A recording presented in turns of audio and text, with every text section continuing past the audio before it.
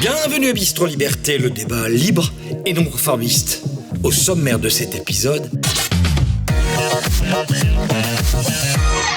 la France est-elle encore souveraine ?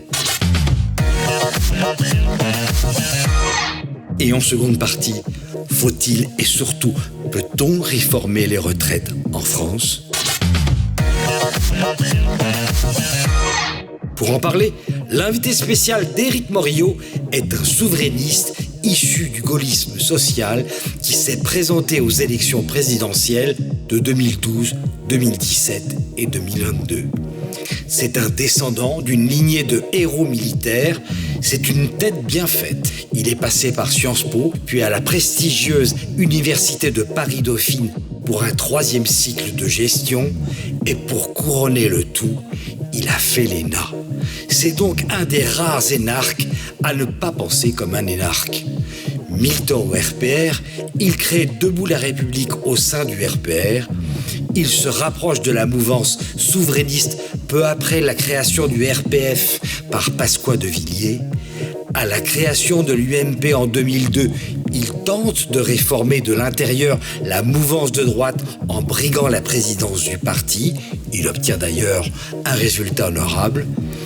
Après sa rupture avec Sarkozy en 2007, il quitte l'UMP qui est devenu un parti européiste. Il franchit le Rubicon de la droite hors les murs et devient ainsi le leader de la mouvance gaulliste souverainiste. C'est aussi un élu local solidement implanté à Hyères dans l'Essonne, une ville dont il redresse les comptes et qu'il préserve de la bétonisation.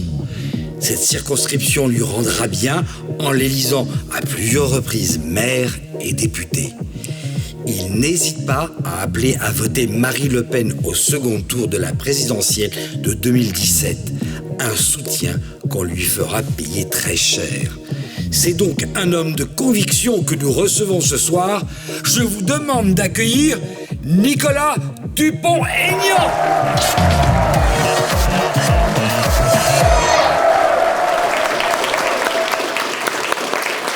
Monsieur Dupont-Aignan, bonsoir. Greg Tabillon, Mike Borowski, je vous en prie, installez-vous, et le public, bien sûr. Un public nombreux en cette première de cette nouvelle année. Donc d'abord, tous mes voeux à vous qui nous regardez, à vous dans le public, et puis à vous, bien sûr, Nicolas Dupont-Aignan, ainsi que les sociétaires qui nous accompagnent, comme à chaque émission. Je tiens d'abord au passage à remercier nos nouveaux abonnés sur la plateforme Utreon. On est très suivis en Amérique du Nord, notamment au Canada. Et donc, à partir de cette émission, ils nous regardent. Donc, bonne année à eux également. Alors, cher Nicolas Dupont-Aignan, tout d'abord, je vous présente donc les sociétaires d'un soir qui vont m'accompagner pour vous interroger. Tout d'abord, honneur aux dames. À votre droite, eh bien, c'est Myriam Palomba, on va dire la voix la plus incorrecte de Touche pas à mon poste. C'est Cyril Hanouna, on peut l'applaudir. Désormais une fidèle de Bistro Liberté. On la remercie. À ses côtés, Didier Maistot, journaliste indépendant et surtout ancien président emblématique de la radio Sud Radio. Bravo. Et puis mes fidèles compagnons, alors est-il encore besoin de les présenter ? Tout d'abord, Mike Borowski de Gérard Info. Très populaire, Mike. Ouais, j'ai quelques fans quand même. C'est des cousins. Et puis à tes côtés, Mike Borowski, eh bien Greg Tabibian, qu'on retrouve comme à chaque fois, de la chaîne YouTube Je suis pas content. Bonne année à vous tous, les amis. De bonnes résolutions pour cette nouvelle année. Des résolutions ? Oui. Voilà. Chasser Emmanuel Macron, mais là c'est plutôt un rêve. Non, Bon, en tout cas, je suis le ravi mettre en donc pratique. de vous retrouver donc pour cette nouvelle donc émission, la première de 2023 après celle avec Éric Zemmour qui avait fait un véritable carton. Donc on pense qu'on va sans doute aussi en faire un nouveau carton avec vous, Nicolas Dupont-Aignan, puisque vous n'êtes pas réputé pour avoir votre langue dans votre poche. Alors si vous le voulez bien, on va commencer par un entretien en tête-à-tête avant de faire réagir nos sociétaires qui trépignent d'impatience. Tout d'abord, avant d'aborder les deux débats qui vont donc jalonner cette soirée, je vais vous poser quelques questions d'actualité. On va tout d'abord commencer par ce qui s'est passé ce week-end au Brésil. Un petit mot de réaction là-dessus. Que dire, si ce n'est que ça va être instrumentalisé d'ailleurs de manière éhontée. J'ai un journaliste du Monde qui m'a déjà appelé pour me demander si je voulais faire un coup d'État à Paris. Donc non, c'est une société, je connais bien le Vous lui avez Brésil. répondu quoi ? Pas encore. Et donc, c'est une société que je connais bien et c'est un pays complètement fracturé. Donc, c'est un peu facile de faire croire que c'est le méchant Bolsonaro qui tire toutes les ficelles. C'est vraiment un peuple qui conteste l'élection de Lula. Il a été élu, bon. Mais si vous regardez les résultats, c'est très intéressant par région. Bolsonaro était majoritaire dans quantité d'États, très largement. Et puis, il y a le Nord-Est qui pèse complètement. Et donc, il y a une fracturation géographique, sociologique considérable. C'est un pays qui est au bord de la rupture. Donc voilà, donc il faut essayer de... cette brutalisation de la vie politique quand même. Parce que ça ressemble étrangement à ce qui que est passé à la fin du mandat de Donald Trump. Moi je crois que c'est lié au sentiment qu'il y a une pensée unique, un rouleau compresseur médiatique dans tous les pays occidentaux et autres, qui fait qu'on n'a pas le choix. Et que les élections, malgré tout, sont très fortement influencées par une propagande. Rétablissez la liberté d'opinion, rétablissez la démocratie, et il y aura moins de phénomènes de violence. C'est tout. Vous savez, quand il n'y a pas de démocratie, il y a la rue. C'est tout. Alors ça ne veut pas dire que je justifie la rue. Je dis simplement que si on ne comprend pas ça, on n'a rien compris. Et vous trouvez que le Brésil n'est pas un pays démocratique ? La manière dont les élections sont passées, vous aviez 95% des médias brésiliens qui étaient pour Lula. Et donc, c'est toujours, pour moi, le problème vraiment est médiatique. C'est un problème majeur. Le miroir qu'on renvoie aux Français, aux Américains, aux Brésiliens est un miroir déformé. Donc, il ne faut pas s'étonner qu'après, les gens perdent patience. Voilà. Je pense que si on ne comprend pas ça, on ne comprend rien. Alors c'est facile de dire les méchants, ils ont cassé les vitres, ils ont envahi, oui, c'est pas bien. Mais pour autant, d'ailleurs, ça ne sert pas Bolsonaro entre nous, comme le Capitole n'a pas servi Trump. Mais c'est le résultat de la cocotte minute est en train d'exploser dans tous les pays, parce que vous avez un système de propagande insupportable. Toi, Myriam, vouloir réagir ? Oui, parce qu'en plus de ce problème dont je suis totalement d'accord avec vous, il y a quand même un vrai problème, comme aux États-Unis à l'époque de Trump, de la deuxième élection de Trump où il a perdu, c'est qu'il y a quand même un doute de fraude assez conséquent sur ces élections. La deuxième élection de Trump où il a perdu. Quand il s'est représenté et que voilà, il a perdu et que c'est un oxymore. Oui, et que finalement il y a quand même des gros soupçons de fraude lors de cette élection et visiblement c'est pas totalement faux puisque quand on regarde les résultats, qu'on compare les résultats de 2018 et 2022, on voit que tout d'un coup 12 millions d'électeurs sont apparus comme par magie en faveur de Lula alors qu'ils n'existaient pas en 2018. Donc il y a quand même beaucoup d'interrogations à se poser et au lieu effectivement de faire opposer deux camps, d'un côté les fascistes et de l'autre côté les grands hommes de gauche et qui sont là pour la démocratie, je crois qu'on devra arrêter aussi tout ce qui est machine à voter, etc., qui encourage grandement toutes ces fraudes électorales qui ne correspondent pas au désir du peuple. Mais je vais te dire une chose, Éric, très vite, le Brésil, c'est vraiment ce que les mondialistes veulent faire en France. C'est la société modèle pour la France, c'est-à-dire une société multiethnique, multiculturelle et ultra-violente. Et c'est ce qui va arriver en France, et c'est ce qui est déjà arrivé pour le coup, et nous aurons un avenir brésilien très bientôt en France. Pensez ça, Nicolas Dupont-Aignan ? On va tout faire pour éviter ça. Alors justement, on va y revenir. Parce que l'enjeu, c'est pas de commenter, c'est d'essayer de réveiller nos concitoyens pour empêcher ça. C'est ça, en tout cas, mon boulot. Alors justement, la situation en France, c'est l'un des principaux sujets de ce début d'année avec l'inflation notamment. Quel regard, Nicolas Dupont-Aignan, vous portez d'abord sur la situation économique de la France ? Qui est le responsable de cette situation d'abord selon vous ? Des responsables, il y en a plein. Il y a tous ceux qui ont gouverné d'abord. Les causes de l'inflation. Les causes de l'inflation, il y en a plusieurs. Il y a une inflation exogène, il y a une inflation intérieure, il y a ce que j'appelle l'oligarchie, il y a l'absence de... Il n'y a plus d'État. Enfin, moi, je crois encore à l'État-nation. Alors, à partir du moment où il n'y a plus le squelette qui porte le corps social, qu'il n'y a plus de production nationale, obligatoirement, et qu'il n'y a pas de vision, qu'il n'y a pas de stratégie, qu'il n'y a pas de politique, on est un bouchon au fil de l'eau. Alors après, il y a toute la politique de la Banque centrale, il y a l'inflation importée, mais ce que je retiens, moi, grosso modo, c'est que la mondialisation, on nous a expliqué pendant 20 ans que la mondialisation, c'était formidable, ça faisait baisser les prix, c'était mieux, c'était plus sûr, et nous étions des gens incompétents qui n'avaient rien compris. En fait, ce qui est incroyable aujourd'hui, on en a la preuve, c'est que ces gens qui se disaient compétents, souvenez-vous de 2017, la compétence face à des dingues qui allaient tout foutre en l'air. Ce sont les gens pseudo-compétents qui nous ont amené les pénuries, l'inflation, la désorganisation, le manque de médicaments. Mais c'est pas nouveau. Moi, je me souviens, je sais plus en quelle année, j'avais fait un plan pour relocaliser la production de principes actifs. J'avais même rencontré un chef d'entreprise passionnant qui avait des usines de médicaments. Et elles ont toutes quasiment fermé. Donc, on sait ce qu'il faut faire. Il ne faut pas nous dire autre chose, on sait ce qu'il faut faire.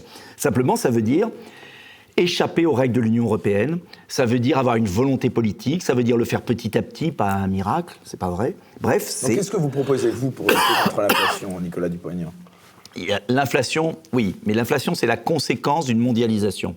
Donc, la seule solution, c'est de mettre en place ce que j'appelle la politique du Made in France, du produire en France. Mais ça, c'est une vraie stratégie politique.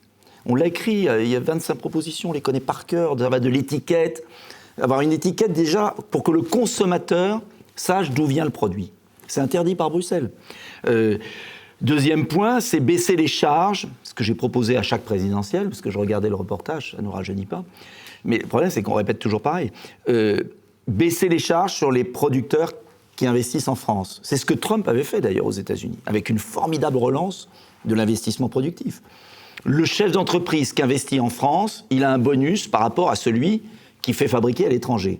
Et ça, il n'y a même pas besoin de revoir les règles de l'OMC. On peut le faire. D'ailleurs, Biden le fait. C'est extravagant. À la suite de Trump, parce qu'il a repris le programme de Trump là-dessus. On peut le faire. Après, c'est des filières, c'est des stratégies. Il ne s'agit pas de tout fabriquer en France, mais on peut le faire. Simplement, il n'y a aucune volonté politique. Bercy est dirigé par des importateurs et pas par les producteurs. Et l'Union européenne est une Union européenne ultralibérale d'importation.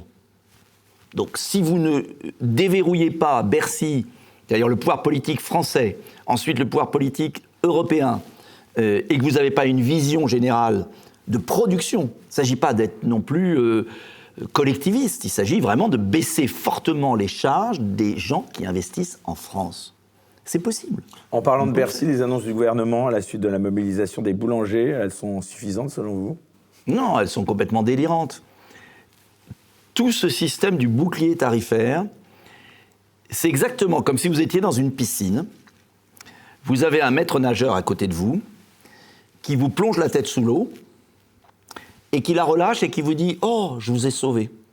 C'est exactement voilà, ça. c'est Macron. La stratégie, mais si vous regardez comment agit Macron depuis son élection, c'est toujours le même scénario. Il a dit que la situation est largement imprévisible. Non, c'est lui qui a fermé Fessenheim, c'est lui qui, etc. Mais il n'y a pas que lui. Les prédécesseurs ont accepté le marché européen de l'électricité. Moi, vous auriez pu reprendre l'image, j'ai été en 2004 député UMP, manifesté avec la CGT contre la privatisation de GDF à l'époque. On s'en souvient, ça avait fait un drame. Ils ont, traité de Barcelone, 2002, Jospin Chirac signe la mise en concurrence des services publics. De là vient le mal. Ensuite, privatisation d'Engie, de GDF vendu. Ensuite, démantèlement progressif d'EDF. On avait un truc qui marchait, EDF, GDF, ils l'ont cassé. Ils ont mis un marché spéculatif en place. Ils ont tout cassé. Après, ils ont obligé EDF à vendre à 42 €, puis 46 € le mégawatt à des entreprises privées spéculatives. Complètement dément. Ils ont endetter EDF. Et puis après, il nous explique que c'est formidable. Donc EDF vend, parce que c'est l'escroquerie du siècle, EDF vend à 46 € le mégawatt à des opérateurs privés qui revendent aux boulangers sur des contrats entre 400 et 1000 €. PME, boulanger, etc. Et le gouvernement dit « Je vais vous sauver, je vais vous mettre un plafond, et encore parce qu'on a gueulé, à 280 €. » Mais moi, j'ai vu un boulanger samedi, c'est avant-hier, je ne sais plus combien, qui me dit le gouvernement nous dit 280, mais moi j'achetais à 50. Donc ça continue à être insupportable. Il faut revenir au prix national de l'électricité, fondé sur les coûts de production d'EDF, plus l'hydroélectrique, plus les achats de gaz qu'on fait, plus l'électricité qu'on achète. Le symbole de la boulangerie et de la baguette de pain, c'est important pour vous? C'est pas un symbole, c'est la destruction de tout le tissu de petits commerçants, de ce qui fait la vie de la France, de nos territoires, le lien humain, enfin c'est la déshumanisation de tout. Mais je reviens à mon truc, c'est quand même extravagant.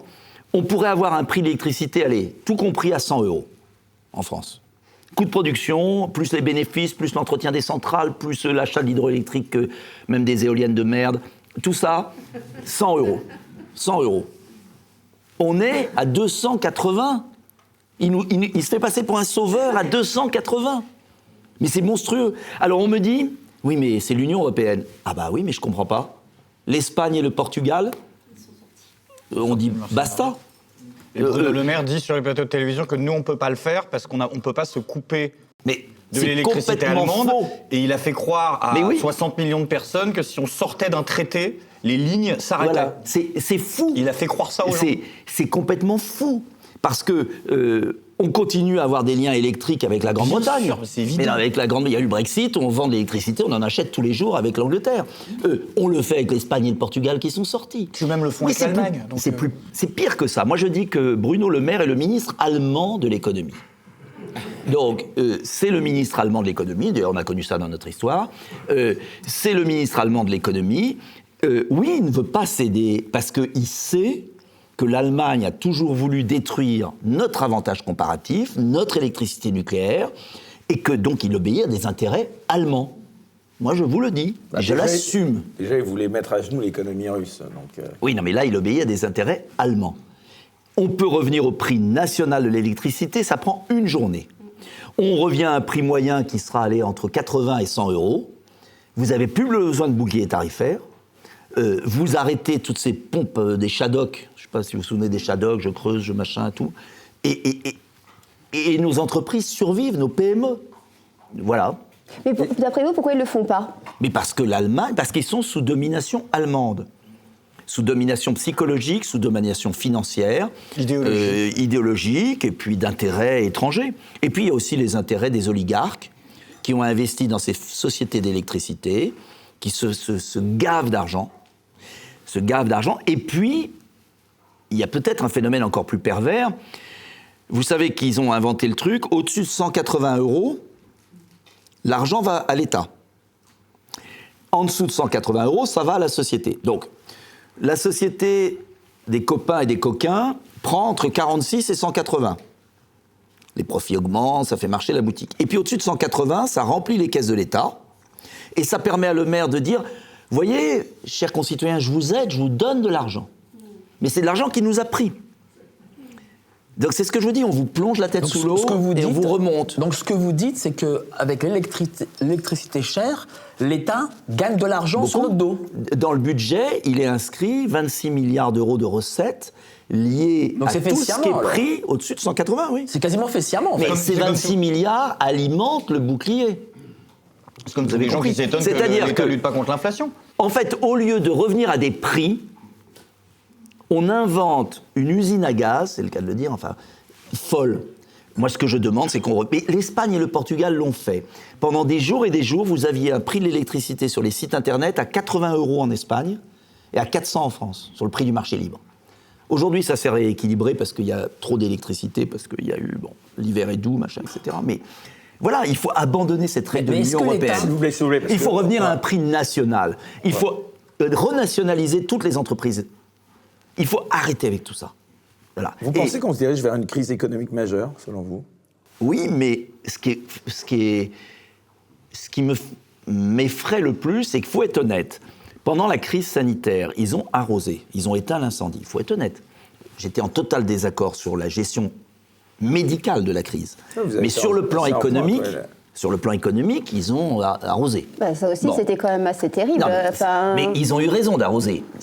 Pourquoi ? C'était la conséquence de leurs actes. Sinon, c'était la conséquence de leurs actes, mais c'était pas. Enfin, je veux dire, finalement, ils arrosent, c'est quand même nous qui payons aujourd'hui. Mais à partir du moment où ils avaient confiné, la réforme de retraite, elle est aussi liée à ce quoi qu'il en coûte. Oui, mais à partir du moment où ils avaient confiné, c'était la moindre des choses qu'ils indemnisent les gens. Bon. Ils l'ont fait. C'est vrai, quand dit Myriam, ils arrosent, c'est nous qui nous arrosions. Oui, c'est ça, c'est nous qui nous arrosions. Ce que je veux dire, c'est que, objectivement, ils ont pris des décisions que j'ai contestées, mais ils en ont tiré les conséquences, au moins pour indemniser les gens. En revanche, sur l'affaire de l'électricité, ce qui est incroyable, c'est qu'ils sont en train de laisser crever toutes nos PME, parce qu'il n'y a pas que les boulangers, il y a toutes les petites PME qui sont en train de fermer. Et là, je me demande, alors on va dire que je suis complotiste, s'il n'y a pas derrière des grandes entreprises qui ont intérêt à écumer les PME françaises, les racheter pour rien. Vous savez que dans les grandes spéculations immobilières des grands barons du 19e siècle, c'était bien connu, hein, on fait la crise, et puis après on rachète à bas prix tout. Donc, on va dire que je suis complotiste. Ils le font avec l'agriculture en Inde et dans plein de pays comme ça. Alors, il faut quand même noter que Jean-François Cirelli, quand il y a eu la privatisation de GDF, qui était au cabinet de Jacques Chirac, qu'on a bien connu tous les deux. Qui sont bourgeoises. Voilà, et qui est aujourd'hui quand même à la tête de BlackRock. Oui, en plus. Voilà, mais ça, c'est sur les retraites. C'est pas. Non, mais BlackRock. Ça va être l'objet qui a en son sein toutes les entreprises du CAC 40, bien sûr, qui ne payent pas d'impôts en France et dont le siège social n'est même plus en France. Et on parle toujours de champions français. Je referme la parenthèse. Alors, très juste. J'aimerais qu'on revienne à. Mais la vraie question, juste. Un tête-à-tête au départ. Oui, juste la vraie question. Est-ce qu'on a une vraie politique que je défends depuis des années pour les producteurs ? Et c'est ce qui me différencie avec les mélenchonistes et les autres, c'est que je pense que si on veut une vraie politique de la production en France, il faut un choc fiscal, que les chefs d'entreprise aient intérêt à produire en France. Ça ne veut pas dire que ça soit donnant sans contrepartie. Mais pour moi, on doit faire un choc fiscal pour ceux qui investissent ou relocalisent, et on doit taxer ceux qui délocalisent. C'est la carotte, le bâton. Si on ne fait pas ça, on ne pourra plus porter nos retraites, notre sécurité sociale, c'est la clé de tout. C'est la production française. Il n'y en a que deux qui l'ont compris, c'est Montebourg et moi. Enfin, c'est prétentieux, mais... Montebourg, il a plutôt disparu. Hein, il a été tué, oui. Ouais. Alors justement, j'aimerais qu'on revienne un peu d'abord sur cette année 2022. D'abord, cette élection présidentielle de 2022. Qu'est-ce que vous en retirez, Nicolas Dupont-Aignan ? Comment vous expliquez d'abord la réélection d'Emmanuel Macron ? Parce que finalement, la plupart des gens qui sont sur ce plateau, des ténors politiques le critiquaient, mais finalement, il a été réélu. Il a été réélu, oui. Ça, j'avoue que... Ça vous a surpris, même vous ? Oui. C'est des machines à voter. Les Français ont été transformés en machines à voter, en fait. Non, je pense qu'il y a eu une tripolarisation qui a tout absorbé. Yeah. Et qu'ensuite... Le Pen, Mélenchon, Macron. Et qu'il y a eu un phénomène incroyable qui fait que beaucoup ont eu peur d'un second tour Mélenchon-Macron, d'autres ont eu peur d'un second tour Le Pen-Mélenchon, et que ça a complètement... tout absorbé, et dans les derniers jours, c'était impressionnant. Puis Marine Le Pen, elle a été quand même sacrément nulle, donc il faut quand même l'avouer, hein, pendant le débat du deuxième tour. Je ne fais aucun commentaire, je m'en dis pas. Non, je vais vous dire pourquoi j'en fais aucun. Vous l'aviez soutenu en 2022 aussi. En 2022 aussi. Mais moi, j'ai fait toute ma campagne. Ça a été très difficile. J'ai fait toute ma campagne en ne disant jamais un mot contre Marine Le Pen ou contre Éric Zemmour. Et je pense que s'ils en avaient fait pareil tous les deux, on n'en serait pas là non plus. Et notamment Éric, et je lui ai dit 100 fois. Et l'union des droites, en tout cas, n'a pas eu lieu. Mais l'union des droites, ça n'existe pas. Là, je suis d'accord avec Marine Le Pen. L'union des droites, ça n'existe pas. Ce qui existe, c'est l'union des patriotes, des républicains. C'est beaucoup plus large. Je vais vous dire pourquoi je ne crois pas non plus à l'union des droites. C'est que l'union des droites, Macron est la droite libérale. Donc si vous faites l'union des droites, il reste que la droite qui n'est pas libérale au sens du fric, de l'argent, comme disait De Gaulle. Et cette droite de l'argent, elle représente quand même 20%. Donc si vous voulez faire l'union des droites sans la droite de l'argent, vous n'arriverez jamais au pouvoir. Et en plus, ce n'est pas l'objet. L'objet, c'est la France. Donc moi, je vous dis que l'enjeu, c'est les patriotes, au sens large du terme, les souverainistes, les républicains, ceux qui croient qu'on peut faire un programme de salut public pour sauver l'existence de la France. Mais pour qu'il y ait une union et il y a des gens de droite, de gauche, on s'en fout. Il faut on va dire un leader. Est-ce que par exemple, vous pourriez être de nouveau candidat en 2027 Mais moi, j'ai fait 2%, je suis pas dingue, je vois bien que c'est pas moi le leader, là. Candidat en 2027, non, j'en sais rien du tout. Et pourquoi pas une union avec Philippot, Zemmour Mais on peut faire une union, mais le problème de fond, j'avais proposé des primaires ouvertes. Ouais. J'ai créé les Amoureux de la France, j'ai proposé une primaire ouverte, ils m'ont envoyé tous balader, sauf Philippot. Après, il y a eu un concours de circonstances qui fait que j'ai beaucoup hésité à me présenter. Je me suis présenté pour sauver l'honneur sur le combat sanitaire et la liberté. Parce que je voyais que Éric, n'en déplaise, avait cédé là-dessus, que Marine ne parlait pas du tout de cette question de santé publique et de liberté. Et je me suis dit, moi j'y vais pour au moins qu'il y ait un discours sur la liberté. Liberté vaccinale, liberté de se soigner, liberté... Enfin, c'était abominable ce qu'on a vécu. Bon, j'ai fait mon devoir. Moi, mon seul objectif, c'est qu'on gagne en 2027. Donc je ne dirai jamais un mot contre les uns ou les autres, parce qu'il faudra s'unir. Et je suis convaincu qu'on peut gagner en 2027 contre Macron. Qu'est-ce que vous pensez du rôle des députés RN depuis juin 2020 ? Ils se débrouillent bien, honnêtement, ils se sont bien débrouillés, il faut être honnête. Contre Macron, c'est-à-dire qu'il va faire un 3e mandat ? Macron, il va mettre contre Édouard Philippe. Édouard Philippe, oui. On ne sait jamais, on entend ça tous les jours. Moi, je suis revenu du futur, c'était déjà Édouard Philippe. Hein.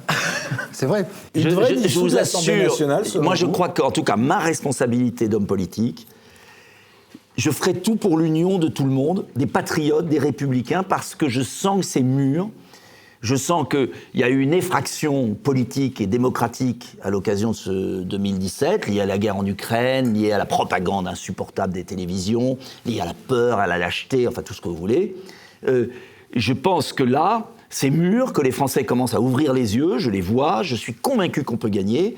Moi, mon boulot, c'est pas de faire une culture d'ego, mon boulot, c'est de faire gagner. Voilà, je ne sais pas où, comment, avec qui, j'en sais rien. L'élection d'Éric Ciotti à la tête des LR, vous en pensez quoi ? Je pense que ça ne changera rien. Et moi je fais un appel aux électeurs LR. De toute façon, on va très bien voir. Si les LR votent la réforme des retraites, ils sont morts. C'est fini.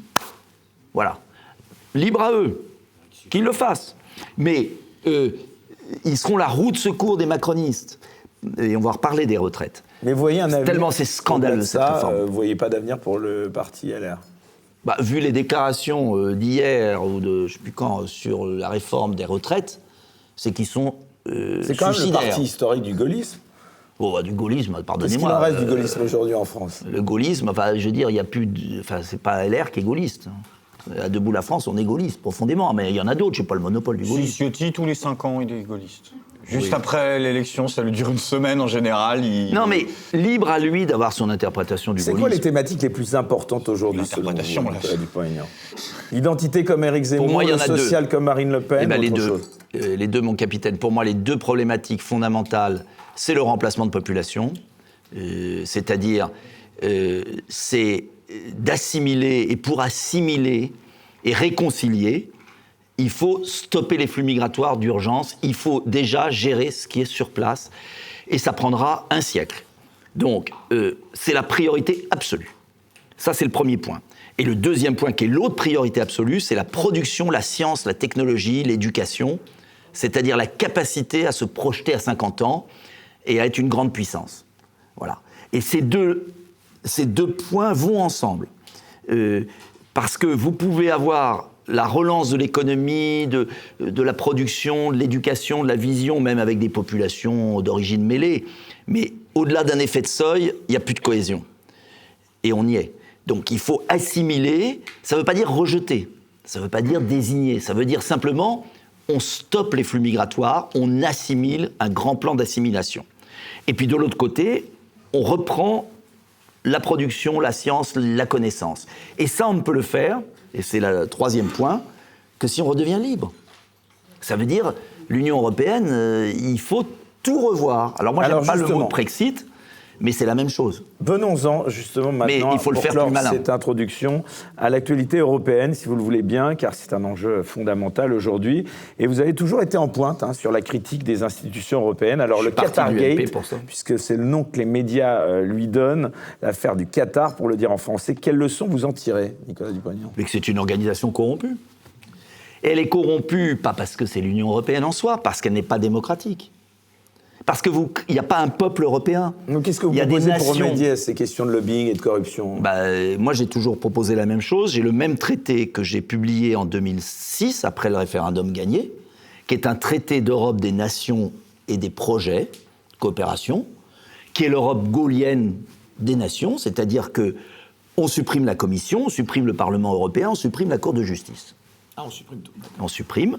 On a un secrétariat général allégé, qui fait fonctionner un marché unique, parce qu'il y a un marché, on ne va pas tout détricoter, d'ailleurs même les Anglais ne l'ont pas détricoté, et on reprend notre liberté en projet de coopération industrielle scientifique, à géométrie variable, selon les projets.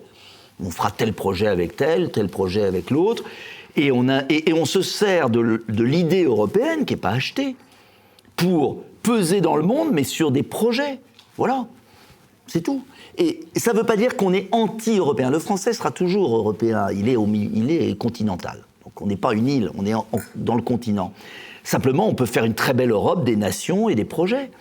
Mais il faut bazarder toute cette superstructure au sens marxiste du terme, qui s'est emparée de tout, qui nous a piqué la démocratie. Et cette corruption, c'est une spécificité européenne ou ça existe aussi en France, d'après vous ? Ça existe en France. Ça existe en France puisque nous ne sommes plus une démocratie. Qu'est-ce que nous sommes alors ? Nous sommes une oligarchie, nous ne sommes pas une dictature, nous sommes une oligarchie. Nous ne sommes pas une démocratie, nous sommes une oligarchie. Les principaux médias sont détenus par les oligarques du régime. Les entreprises qui décident ne sont pas celles qui produisent. C'est quand même gênant. Voilà, donc il y a quand même un problème. Eh bien écoutez, en tout cas, ça tombe bien. C'est une belle transition vers le premier débat de cette soirée intitulé « La France est-elle encore souveraine ?» À tout de suite. La France est-elle encore souveraine ? Guerre en Ukraine, crise énergétique, soumission à l'OTAN, dissolution de l'Union européenne. Quel est l'état de la souveraineté française et comment la rétablir ? Voilà. Alors, cher Nicolas Dupont-Aignan, mes chers sociétaires qui m'accompagnaient ce soir, nous allons donc revenir sur une thématique qui est de plus en plus dans l'air du temps. Cette thématique, c'est celle, bien sûr, de la souveraineté. On parle de plus en plus de souveraineté qu'on nous met à toutes les sauces. Souveraineté énergétique, souveraineté industrielle, souveraineté numérique, et j'en passe. Mais on voit qu'il y a plusieurs définitions et échelles de souveraineté. La souveraineté, elle est de nouveau une notion qui fait consensus, mais pas de la même manière partout. À droite, elle est nationale, quant à gauche et au centre, elle serait plutôt européenne. Nous allons donc en débattre tous ensemble. Alors la première question que j'ai envie de vous poser, cher Nicolas Dupont-Aignan, pour cadrer ce débat, elle est très simple. La souveraineté, c'est quoi ? Qu'est-ce que recouvre ce terme utilisé aujourd'hui, à tort et à travers, si j'ose dire ? C'est la liberté, c'est la démocratie. Et c'est pourquoi elle ne peut être qu'au niveau national. Parce que la démocratie est au niveau national. Après, il peut y avoir des combinaisons de souveraineté. On peut exercer notre souveraineté nationale par des coopérations. Je prends un exemple, on a fait Airbus, on a fait Ariane, bon. Mais entre nous, Airbus et Ariane, c'était une armature française agrégée de quelques appuis. C'était pas le bordel qu'on voit aujourd'hui. Et donc la souveraineté, c'est l'unité de décision. C'est la clarté, c'est la responsabilité. Voilà. Alors, pourquoi ce mot il revient à la mode, selon vous ? Il revient à la mode parce que c'est la faillite d'un système d'abandon de souveraineté. Ils ne peuvent pas nier la réalité. Quand on ne peut plus avoir d'antibiotiques pour enfants dans nos pharmacies, vous ne pouvez plus tricher, vous ne pouvez pas dire Dupont-Aignan est un dingue, vous ne pouvez pas dire Marine Le Pen est folle, Mélenchon est dingue. Il y a un moment, vous n'avez plus d'antibiotiques pour enfants. Vous ne pouvez pas dire qu'il est dingue parce qu'il y a Didier Maistre qui est là, il oui, mais Mélenchon. Je le connais bien, mais je le connais par cœur. Attention. Ça ne veut pas dire qu'il n'est pas dingue et que moi non plus je ne suis pas dingue. Hein. C'est un syllogisme. Tu aurais changé d'opinion. Quand vous ne trouvez pas de médicaments pour enfants, c'est bien la conséquence. Là, vous ne pouvez plus tricher, donc vous êtes obligé de prendre un discours. C'est ce que fait Macron, il est habile. Il reparle de souveraineté. Et comme il ne veut pas traiter le problème... Et c'est de droite, la souveraineté Non, mais c'est la France, la souveraineté. Arrêtez avec la droite et la gauche. Mélenchon nous fatigue avec sa gauche, d'autres nous fatiguent avec leur droite. Quand un pays est en train de crever, de disparaître, ou devenir un pays de seconde zone, enfin, moi je veux bien qu'on devienne... voilà, bon, je ne veux pas dire de mots méchants pour des pays voisins. Mais si on devient un petit pays qui suit, bon, c'est pas intéressant. Hein. Un pays libre, c'est un pays qui maîtrise son destin et qui pèse sur le monde. Voilà, il doit reconquérir sa souveraineté. Mais là, Macron, il a compris que les gens avaient compris, que ça marchait pas. Et comme il sait que le Français aussi veut un peu le beurre, l'argent du beurre et la crémière en même temps, il a inventé ce truc génial et complètement faux de la souveraineté européenne. Oui, c'est ça le problème, en fait. C'est que et il trompe les gens là-dessus. La souveraineté, c'est finalement un peuple qui se dote, qui a conscience d'exister en tant que peuple et qui se dote d'un outil philosophique, moral, politique, incorporel, immatériel, qui est la souveraineté. C'est la conscience qu'un peuple a de lui-même pour pouvoir exister et exercer son pouvoir sur les décisions qui le concernent. Toi, tu serais chevènementiste si Chevènement était encore dans le jeu. Mais peu importe, c'est pas une question de droite, effectivement. J'ai compris encore envie. Non, Chevènement, bon, on va pas être trop cruel, puisqu'il gagate, il est avec Macron. Un naufrage. Donc, voilà. La question, c'est qu'il ne peut pas y avoir de souveraineté européenne, parce qu'il n'y a déjà pas le sentiment d'appartenir à un même peuple, parce qu'au sein même de cette Europe, ce qui a été organisé, c'est la lutte entre les différents États, ne serait-ce que d'un point de vue fiscal. On a beaucoup parlé de dumping, mais en fait, c'est même pas du dumping. C'est l'Union européenne qui, en son sein, a organisé des paradis fiscaux avec l'assentiment de la Commission. Donc, chaque fois qu'on me parle d'exil fiscal, ça me fait rire. C'est parce que c'est, en fait, simplement la Communion, la Communion, vous voyez, je fais des lapsus révélateurs. La Commission européenne qui communie avec Madame von der Leyen pour octroyer finalement ces zones de non-droit où la compétition est exacerbée entre les différents États. Il ne peut pas y avoir de communauté européenne s'il n'y a pas une communauté de destin, une même langue, une même culture, un même niveau social et économique. On peut bien sûr corriger les disparités, ce qui a été fait au début de l'Union européenne, avec notamment les anciens pays de l'Est et les pays du Sud, qui se sont remis à niveau, mais on voit bien aujourd'hui qu'il ne peut pas y avoir de souveraineté européenne. D'abord parce qu'il n'y a pas de démocratie européenne, parce que l'Europe est complètement aux mains des lobbies. Je rappelle que Madame von der Leyen... Oui. Le truc le plus grave, parce qu'on a parlé du Qatargate. Oui, je n'ai pas reparlé de von der Leyen. Le Qatargate, c'est grave, mais il y a plus grave que ça. Oui, c'est l'affaire des vaccins. Ouais. L'affaire des vaccins. Et pourquoi l'affaire des vaccins? Parce que Madame von der Leyen, est mariée... Rappelez de quoi il s'agit. Alors, Madame von der Leyen est mariée à Heiko von der Leyen, qui est un baron, la vieille aristocratie allemande, qui a investi via sa société américaine, qui s'appelle Orgenesis, dans les thérapies géniques et les vaccins, notamment les thérapies géniques ARNM et compagnie. Bon. Il crée... Alors déjà, elle avait été exfiltrée en tant que ministre, oui. Rappelez-vous, elle avait livré le ministère de la Défense allemand au lobby. Et de justesse, Madame la chancelière Angela Merkel l'avait exfiltrée pour la nommer à la tête, la faire imposer à la tête de la Commission européenne. Je referme la parenthèse aussi. En fait, avec... c'est tous les détritus qu'on a à la tête. Ce qui est terrible... Nous, on les met dans des trucs... Non, mais ce qui est terrible, il faut bien comprendre ce mécanisme. On a accepté. Il faut bien comprendre ce mécanisme, c'est que Monsieur von der Leyen, via sa société américaine, crée des filiales factices financières sur le sol européen, en Allemagne, aux Pays-Bas, en Italie, partout. Il se nomme PDG ou directeur médical. Il prend l'argent des fonds de relance européens que nous finançons tous, et il dissout ces sociétés. C'est ça le véritable scandale. Et il y a des programmes, notamment... Vous avez des preuves de tout ça? Bien sûr. Là, bien sûr que j'ai des preuves. J'étais le premier à le sortir. Il y a une députée qui est active, c'est Michel Rivasi, oui, tout à fait. Qui est députée européenne. Comme quoi, il y a des députés, et pourtant, elle est verte. Elle est écologiste. Je ne porte pas les verts spécialement dans mon cœur, parce qu'ils sont un peu spéciaux. Mais là, elle est vraiment concentrée sur le sujet. C'est gravissime, parce que le Qatar, c'est une goutte d'eau à côté de ça. Parce que là, c'est finalement légal, en apparence, en tout cas, c'est un peu le Canada Dry, ça a tous les aspects de la légalité. Bon, vous voyez, vous avez un couple qui vient pomper tous les fonds de relance que nous finançons, qui dissout ensuite les sociétés et qui, bien sûr, elle a perdu les SMS avec le PDG de Pfizer. Et qui n'a aucune légitimité démocratique en plus. Aucune. C'est ça qui est terrible. Donc vous voyez, bien sûr, non seulement il n'y a pas de souveraineté européenne, il n'y a pas de démocratie européenne, mais je suis d'accord, oui, il faudrait dissoudre à la fois le Parlement, la Commission, la Cour de justice européenne, qui ne sont en fait que la continuité des lobbies qui ont intérêt à déréglementer, c'est ce qui se passe tous les jours, et effectivement l'Europe, depuis en tout cas la chute du mur de Berlin, est profondément allemande et uniquement allemande.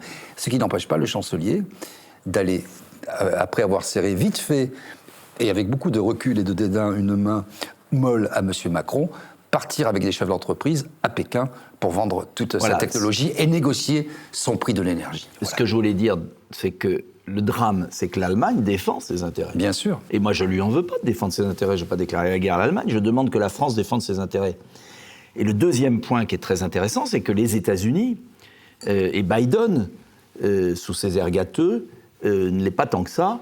Et, il est plusieurs en même temps. Oui, enfin, oui, c'est ça. Il y a des gens qui sont autour de lui. Attendez, parce que lui, il reste que si on avait dit pendant Trump que son successeur démocrate ferait exactement la même politique de subvention, de taxation des produits chinois, etc., tout le monde aurait dit c'est pas vrai, etc. Il reste que les Américains sont engagés, et on va parler de l'Ukraine, j'espère, à travers la guerre en Ukraine.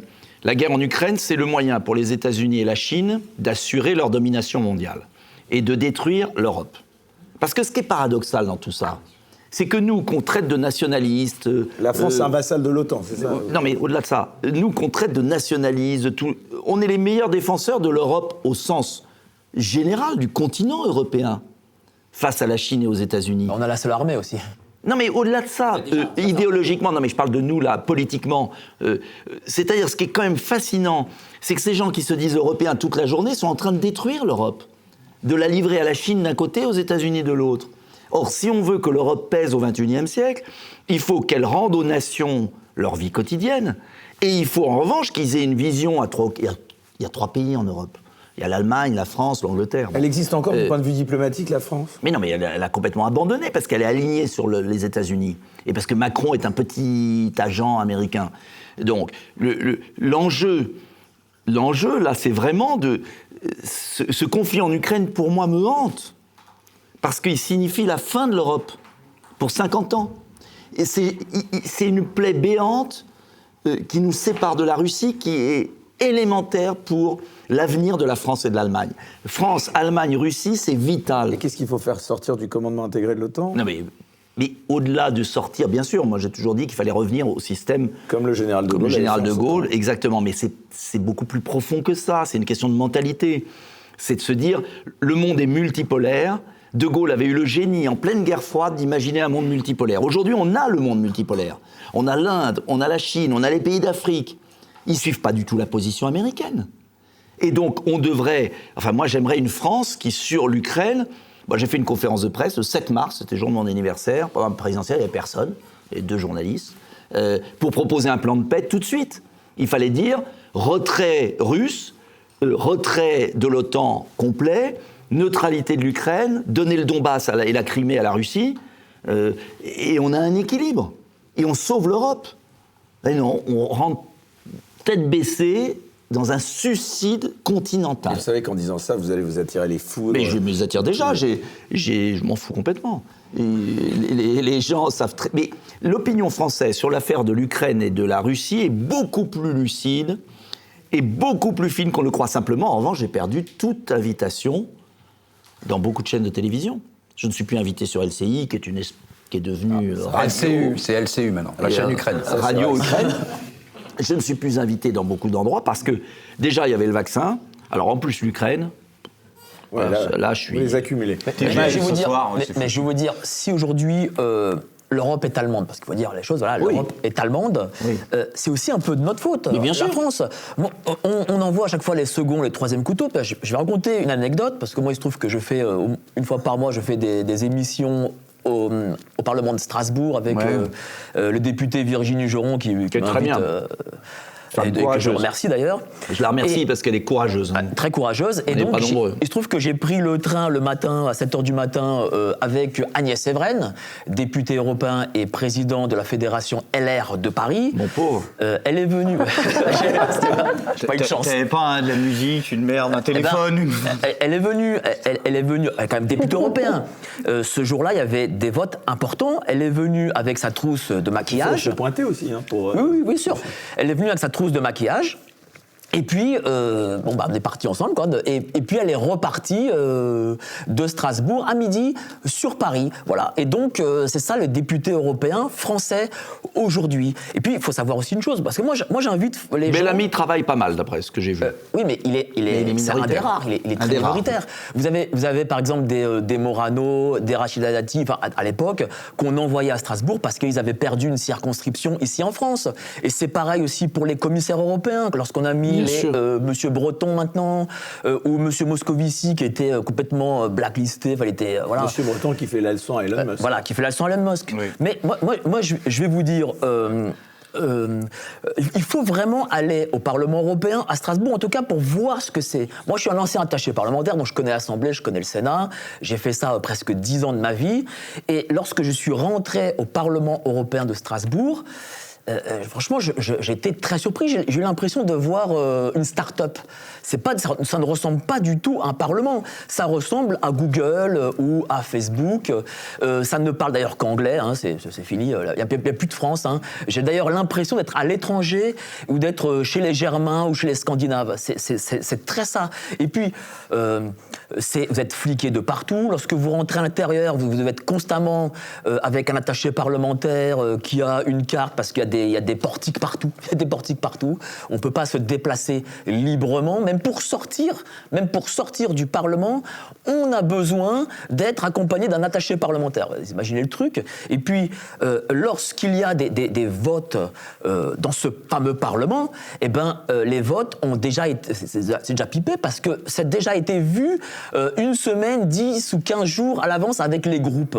Et donc, il n'y a pas de démocratie. Mais c'est nous, ça, qui l'avons voulu. Et c'est nous qui avons trouvé ça bien. Écoutez, ça fait 20 ans que je bataille, j'ai bataillé contre tous les traités. Mais il faut dire aux gens quel est le fonctionnement réel de l'Europe, parce que les gens ne le connaissent pas. Mais est-ce que vous allez vous présenter aux élections européennes Moi, je recommence pas les européennes, parce que moi, quand j'arrivais, j'avais l'impression d'aller à la commandantour. Donc c'est pas possible. Je n'y arrive pas. Psychologiquement, je n'y arrive pas. D'ailleurs, je pense que j'ai tout fait pour faire perdre ma liste. Parce que je voulais pas y aller siéger, en fait. Mais ça, je devrais pas le dire, ça se dit pas. Mais où est-on le plus efficace, député non, mais sans doute. National, mais j'avais pas les... On va voir ce qu'on fait pour les européennes. Je peux pas vous dire aujourd'hui. Moi, je réfléchis qu'avec une idée. Une liste. On va voir comment on s'organise. Je peux présenter une liste, mais je voudrais pas que Philippot fasse une liste, moi une liste.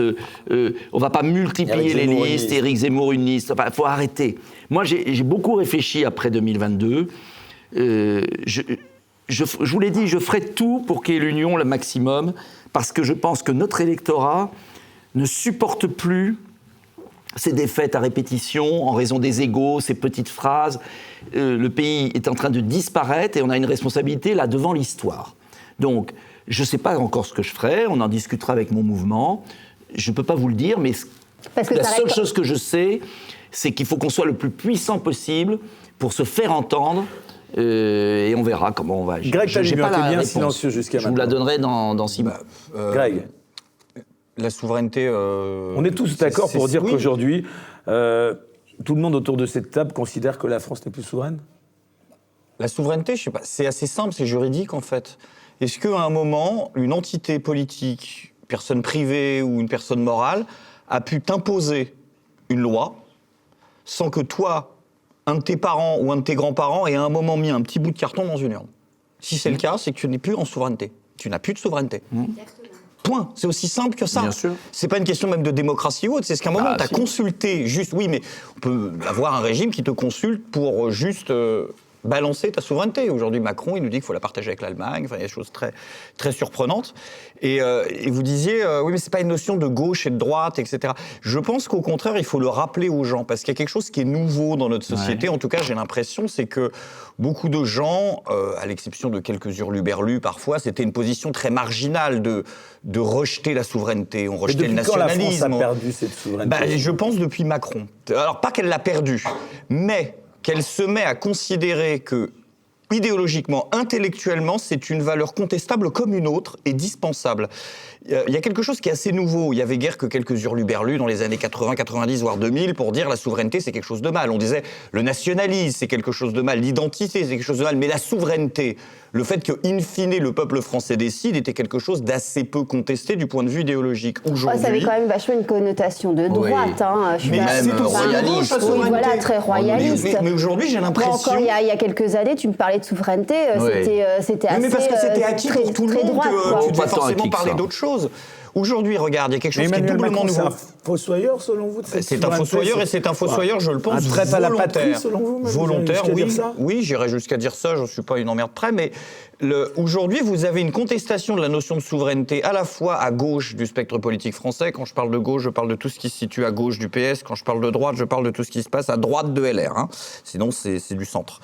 Un Mélenchon de 2017 avait un discours beaucoup plus souverainiste que maintenant, et même dans ce qu'on appelle l'extrême droite. Tu fais non, mais même dans ce qu'on appelle aujourd'hui l'extrême droite, qui n'est pas une entité politique, mais au moins trois, mais ça, c'est ce qu'oublient souvent les analyses de l'extrême droite, parce qu'on ne peut pas comparer. Qu'est-ce que vous voulez dire que les NR, le nationalisme révolutionnaire, ce n'est pas idéologiquement la matrice de l'action française, qui n'est pas la matrice de l'idéologie identitaire collaborationniste de Vichy. C'est pas la même chose. Mais on a un retour de ces gens que pourtant on pensait être les plus... Enfin, l'extrême droite, c'est toujours le mot pour disqualifier. Oui, mais c'est des familles politiques. C'est des familles politiques. Aujourd'hui, vous avez l'apparition de confrères vidéastes, que je ne vais pas nommer, qui sont très influents, hein, et qui vous disent « les souverainistes, c'est de la merde ».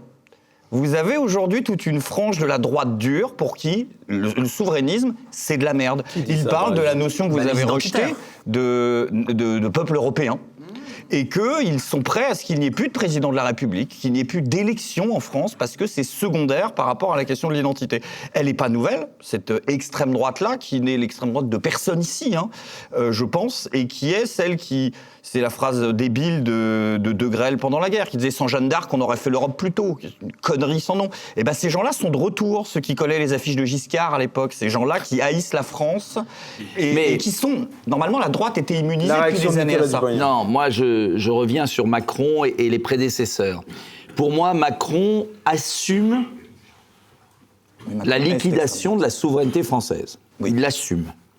À la différence des autres qui la dissimulaient. Il l'assume. Et qui étaient des fauchetons. Mais Sarkozy, Hollande avant lui. La disparition de la souveraineté française est antérieure à Macron.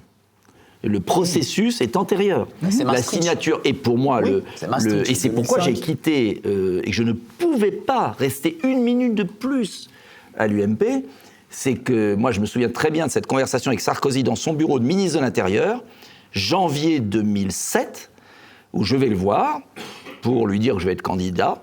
Et j'ai pas réussi à l'avoir mes signatures, mais j'avais envie. Et parce que je lui dis, qu'est-ce que tu vas faire sur le résultat du référendum? Et il me dit, je le vois encore près de sa cheminée à mettre ses bûches, il me dit, le référendum, je fais voter un nouveau traité. Le même, mais tu vois, avec des petites différences pour que les gens ne voient pas que c'est le même.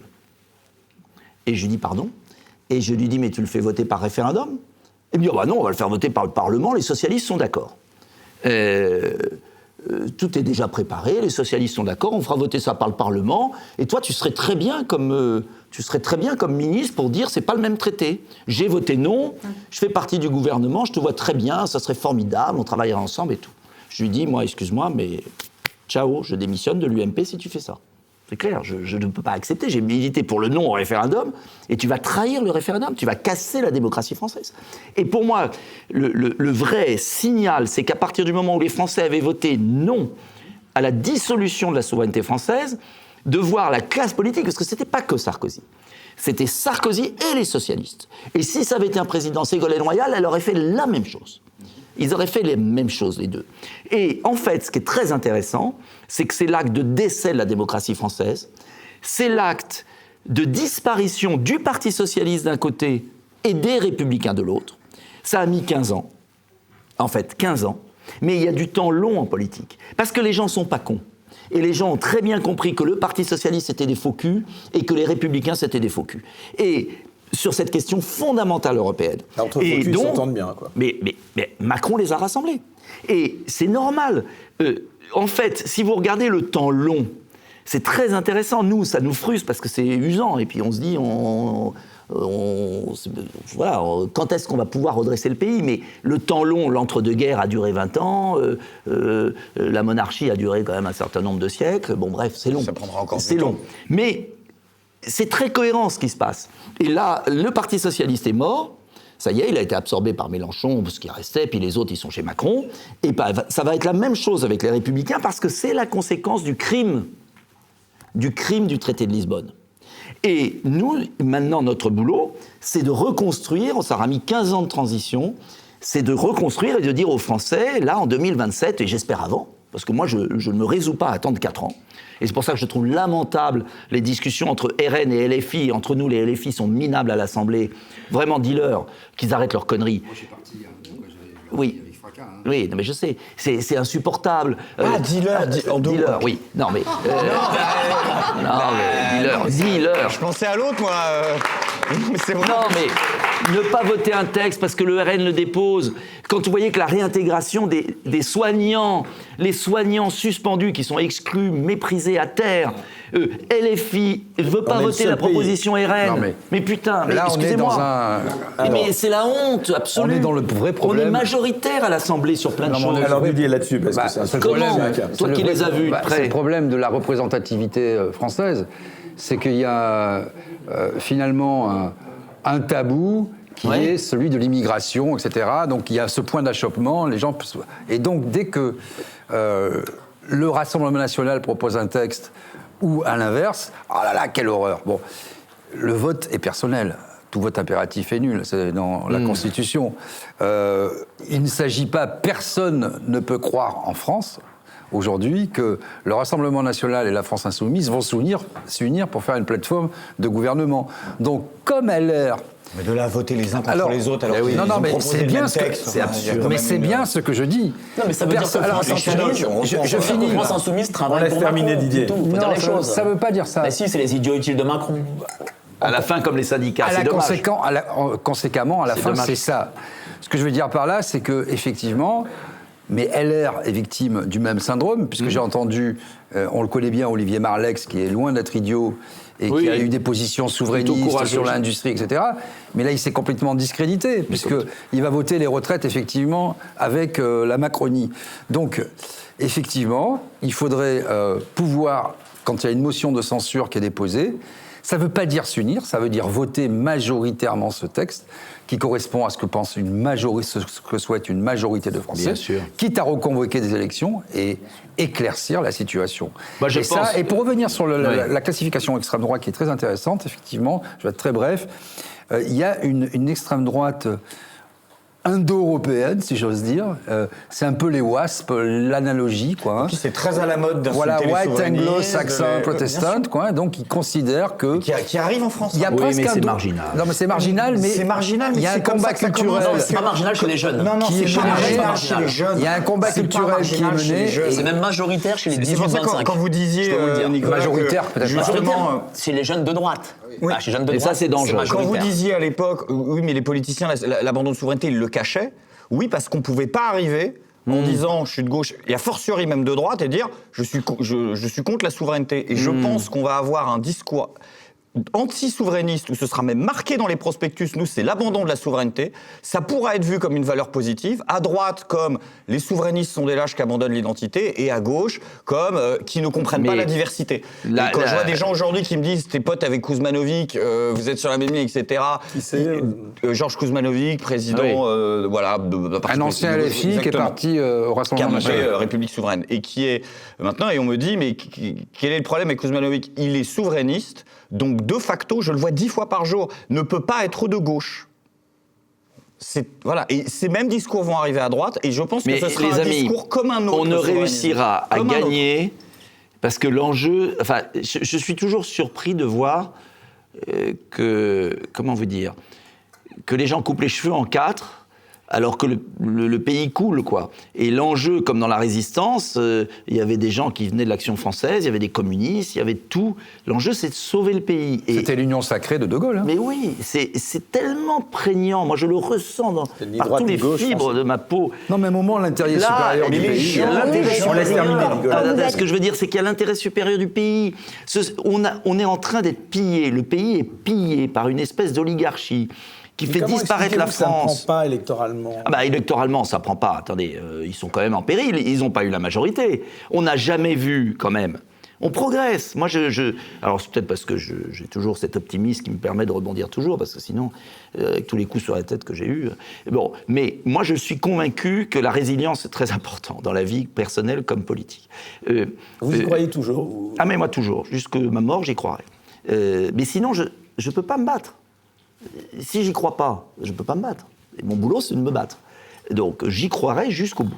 Parce qu'il y a toujours une chance. L'histoire de France, regardez l'histoire de France.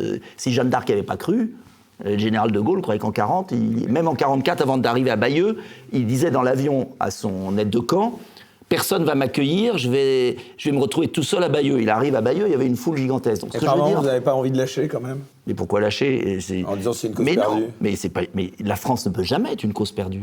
Et ça ne peut pas être une cause perdue, la France. D'abord, on est redevable vis-à-vis des millions de Français qui y croient, et qui sont plus nombreux que vous croyez. Et puis ensuite, on n'a jamais été aussi près de la victoire, contrairement à ce qu'on croit. Ils ont peur. C'est pour ça, d'ailleurs, qu'ils sont si totalitaires. Ils ont peur, leur système s'écroule. Ils ont été obligés d'abord de se mettre ensemble. Ah ben oui, la gauche du gouvernement et la droite du gouvernement ne pouvaient plus y arriver seuls. Avec Macron, ils se sont mis ensemble. Et puis, à chaque échéance, ils diminuent. Ils deviennent de plus en plus autoritaires, ils ont tous les médias, mais leur pouvoir est faible. Donc, c'est le moment où il faut absolument unir tout le monde, faire un programme de salut public, dire aux uns, abandonner un peu sur l'identité, on va faire l'identité, mais ce qu'il faut, la souveraineté, le social, et puis on y va. Et puis après, on sauvera le pays, et puis vous aurez le temps de vous disputer. Avant 2027 ? Alors, mon idée, mais j'y arrive pas, c'est de faire entendre raison des deux côtés, en disant, votez une motion de censure, moi j'ai voté les 10. Bon... Ça, il n'y a que moi, mais bon. Mais tant que les LR la votent pas... non, les LR, hors LR déjà. Hors LR déjà. Je dis à chaque fois à Marine Le Pen, je dis aux gens de LFI, je dis aux autres, votez tous à chaque fois. Montrez aux Français que vous êtes capables de surmonter vos différences. Disent qu'ils veulent pas, enfin... Mais oui, mais c'est ridicule. Mais qu'est-ce qu'ils vous répondent, du coup ? Ah bah, ils me répondent non, mais je leur dis, ça va pas durer 4 ans. Ça finira dans le sang. Donc, il faut qu'avant les 4 ans, on arrive à voter cette motion de censure et que le gouvernement tombe et qu'on ait une dissolution et que les Français arbitrent. Mais pourquoi ils voteraient cette motion de censure LFI alors qu'eux-mêmes ont appelé à voter Macron de façon indirecte quand même ? Vous avez raison. Donc, oui, mais je vais vous dire, s'ils attendent trop... Attention, les Français vont commencer à souffrir de plus en plus. On va rentrer dans le dur. Que franchement, ils ne servent à rien à l'Assemblée nationale. On a dégager Macron. On a cru en eux, etc. Mais... Et finalement, ils ne servent à rien, si ce n'est faire des petits jeux politiques et des petites esclandres à l'Assemblée pour faire le spectacle. Mais vous avez raison, mais attention. Moi, je leur dis une chose aux deux. Je leur dis, si vous ne votez pas la motion de censure, vous allez perdre vos électeurs à force. Et donc, il y a un moment... À mesure que les Français vont encaisser des chocs difficiles, ceux qui ne seront pas en pointe vont perdre du terrain. Et donc, il y a un moment, ils vont peut-être se sentir obligés d'agir. Et même les LR qui collaborent sur des trucs, il y en a une vingtaine qui vont... Mais il y en a une quarantaine qui vont peut-être, à un moment, avoir un instinct de survie. Vous savez, les choses peuvent évoluer vite. Vous ne savez pas ce qui va se passer avec la réforme des retraites. Vous ne savez pas ce qui va se passer dans 6 mois, dans 1 an. On va en parler, c'est du second débat. Notre boulot, en tout cas, moi, mon boulot, c'est de dire aux gens, ne vous résignez pas, gardez de l'espoir et battez-vous. Puis après, on verra. Chers amis, vous savez qu'on a aussi une petite particularité, une originalité dans cette émission, comme au temps du fameux droit de réponse, je ne sais pas si vous vous souvenez. Nous avons un caricaturiste en live, donc on peut applaudir, qui s'appelle Ignace. Et donc... Voilà, bravo Ignace, et très bonne année à toi. Alors Ignace qui est dans l'ombre, mais qui gratifie chacun des participants à cette émission en live d'une caricature. Alors on va commencer par la première, celle de Mike Borowski pour une souveraineté par la monnaie, libérer le capitaine Juvin Brunet et son franc libre. D'ailleurs, as-tu des nouvelles du capitaine Juvin Brunet? Oui, il est en détention. On lui a détention politique, ça. Tu oui, confirmes. à la prison de Draguignan. Et puis bon il attend du soutien des gens parce que voilà, ils lui ont même pas donné de quoi payer son avocat. D'accord. C'est dingue, hein? Incroyable. Faut qu'on en parle ça après. Bon, ça vous choque, ça, oui? Bien sûr que ça me choque. Alexandre Juvin Bien Brunet sûr. puisse être Mais on va en parler. pour avoir battu monnaie, enfin c'est ça, frappé monnaie. Mais il a fait une monnaie locale, ce qui est totalement légal. Mais comme il a eu énormément d'afflux d'argent, je pense que l'État a pris peur, la Banque de France en tout cas a pris peur, et puis voilà, il fallait lui couper la tête, quoi. Bon, tout simplement. S'il nous regarde, donc on peut quand même lui transmettre une amicale pensée. Myriam Palomba n'y échappe pas non plus. Elle est pipolement incorrecte avec un drapeau français. Voilà pour vous, Myriam. Didier Maisto, il est stigmatisé, populiste et complotiste. Si c'est le nouveau qualificatif de patriote, je prends. C'est tout voilà moi, ça. pour toi. Ça, c'est bien. Greg Tabibian. Ah, voilà. Tiens, quelle surprise. Greg Tabibian, pour que la France retrouve ses couleurs bleu, blanc et rouge. Ça n'échappera à personne. En parlant de ça, on peut l'applaudir. Gardez cette fois, parce qu'on me les pique à chaque... Nicolas Dupont-Aignan, voilà votre tour. Le plus souverainiste des Dupont, je dirais même plus. C'est pour vous. Elle est belle. Voilà, elle est bonne celle-là. Alors là, elle est pour moi. Éric Morillo, l'animateur de la plus française des émissions, sans bistrot, sans liberté. La France n'est plus la France. Eh bien, je confirme. Merci. Merci Ignace. Et enfin, alors là, pour nos amis, alors Macron, un drôle de Robin des Bois, je vole votre argent pour vous en rendre une partie. On va lui transmettre. Très belle. Ouais. Eh bien, on vous la donne. France, une souveraineté très sponsorisée avec tous les sigles de McDonald's, Amazon, KFC, Facebook, Twitter et même Google. À peine croyable, mais c'est vrai. Et enfin, la France, selon Macron, une entreprise au service de l'Union européenne et une armée au service de l'OTAN. On peut, là encore, l'applaudir. Voilà, c'est fait en live. On peut encore rire quand même de cette situation ou penser que la situation est désespérée au point non, elle n'est pas... Rire à défaut d'en pleurer, si j'osais. C'est jamais facile de rire de situations tragiques où les gens souffrent, hein, parce que... on va parler des retraites. Cette réforme des retraites, elle est socialement insupportable pour moi.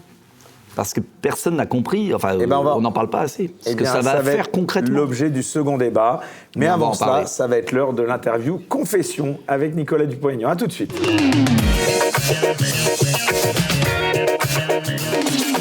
Alors, l'interview Confession, Nicolas Dupont-Aignan, eh bien écoutez, c'est très simple. On vous pose des questions, vous y répondez rapidement.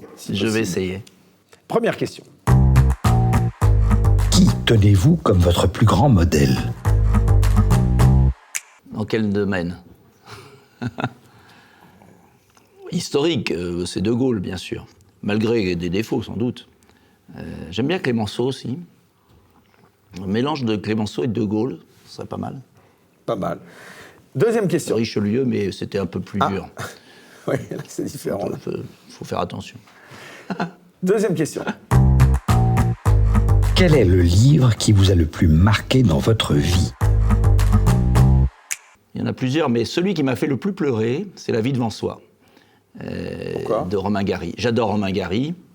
Émile Ajar, enfin c'était Émile Ajar. La vie devant soi, je trouve que c'est un livre bouleversant parce que c'est l'enfance, ce petit enfant élevé par cette femme, et sur le fait que l'être humain est une merveille, quoi, que l'être humain est une espérance. Voilà, vous voyez, c'est un livre merveilleux. C'est pour moi le plus beau livre. En tout cas, s'il y avait un livre que C'est la réponse. Troisième question. Dis-moi ce que tu manges, je te dirai qui tu es. Votre menu d'anniversaire ou celui pour fêter votre plus grand succès. Je suis très éclectique. Ça, je suis pas totalement d'accord. Dis-moi ce que tu manges, dis-moi ce que tu es. Il y a plein de plats géniaux. Il adore la blanquette. C'est pour ça qu'il dit ça. Il faut quand même donner Non, la blanquette de veau, moi j'adore les fruits, j'adore le poisson, je bois du vin, oui. Mais je me méfie toujours, je bois du vin à titre personnel, privé. Jamais dans les lieux publics. Vous savez, je suis arrivé quand j'ai fait campagne, je suis arrivé dans ma ville, j'étais l'énarque avec des grosses lunettes et tout, une cravate, tout, pour avoir l'air sérieux. Il fallait que j'aie l'air vieux parce que j'étais très jeune. J'allais au bistrot et je me suis dit, je ne vais pas m'emmerder. Je disais, je veux un verre d'eau. Et puis tout le monde se marrait. Et puis je prenais un saucisson, un sandwich saucisson. Puis tout le monde a pris l'habitude. Et j'en suis à ma 10e campagne. Je vais dans tous les bistrots et tout le monde se marre en disant, ah, c'est le député qui aime l'eau. Et puis voilà. Et puis, ils se sont habitués. C'est à cette Mais époque. Ça n'empêche pas que je bois de l'eau. Quand c'est connu, ouais. c'était en 1993. Ouais. Et ça n'empêche pas que je bois. Directeur des études du RPR. Ouais. Et on a commencé ensemble. Ouais. Et ça n'empêche pas que je bois. Il a une brillante carrière. Bon, moi, ça a été terrible. Terminé chez Mélenchon. Voilà.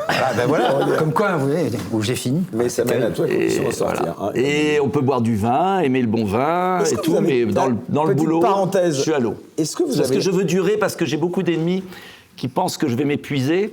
Et à l'usure, je les aurai. Eh bien, justement, parlant d'ennemis, est-ce que vous avez des amis à gauche? Ah oui, mais c'est pas... Mais alors, vraiment... D'ailleurs, moi, je vais vous dire, je vais vous surprendre. D'ailleurs, on me le reproche assez. Il y a une vieille droite qui m'aime pas pour ça. Qui, par exemple? Non, mais ce que je veux dire, c'est que...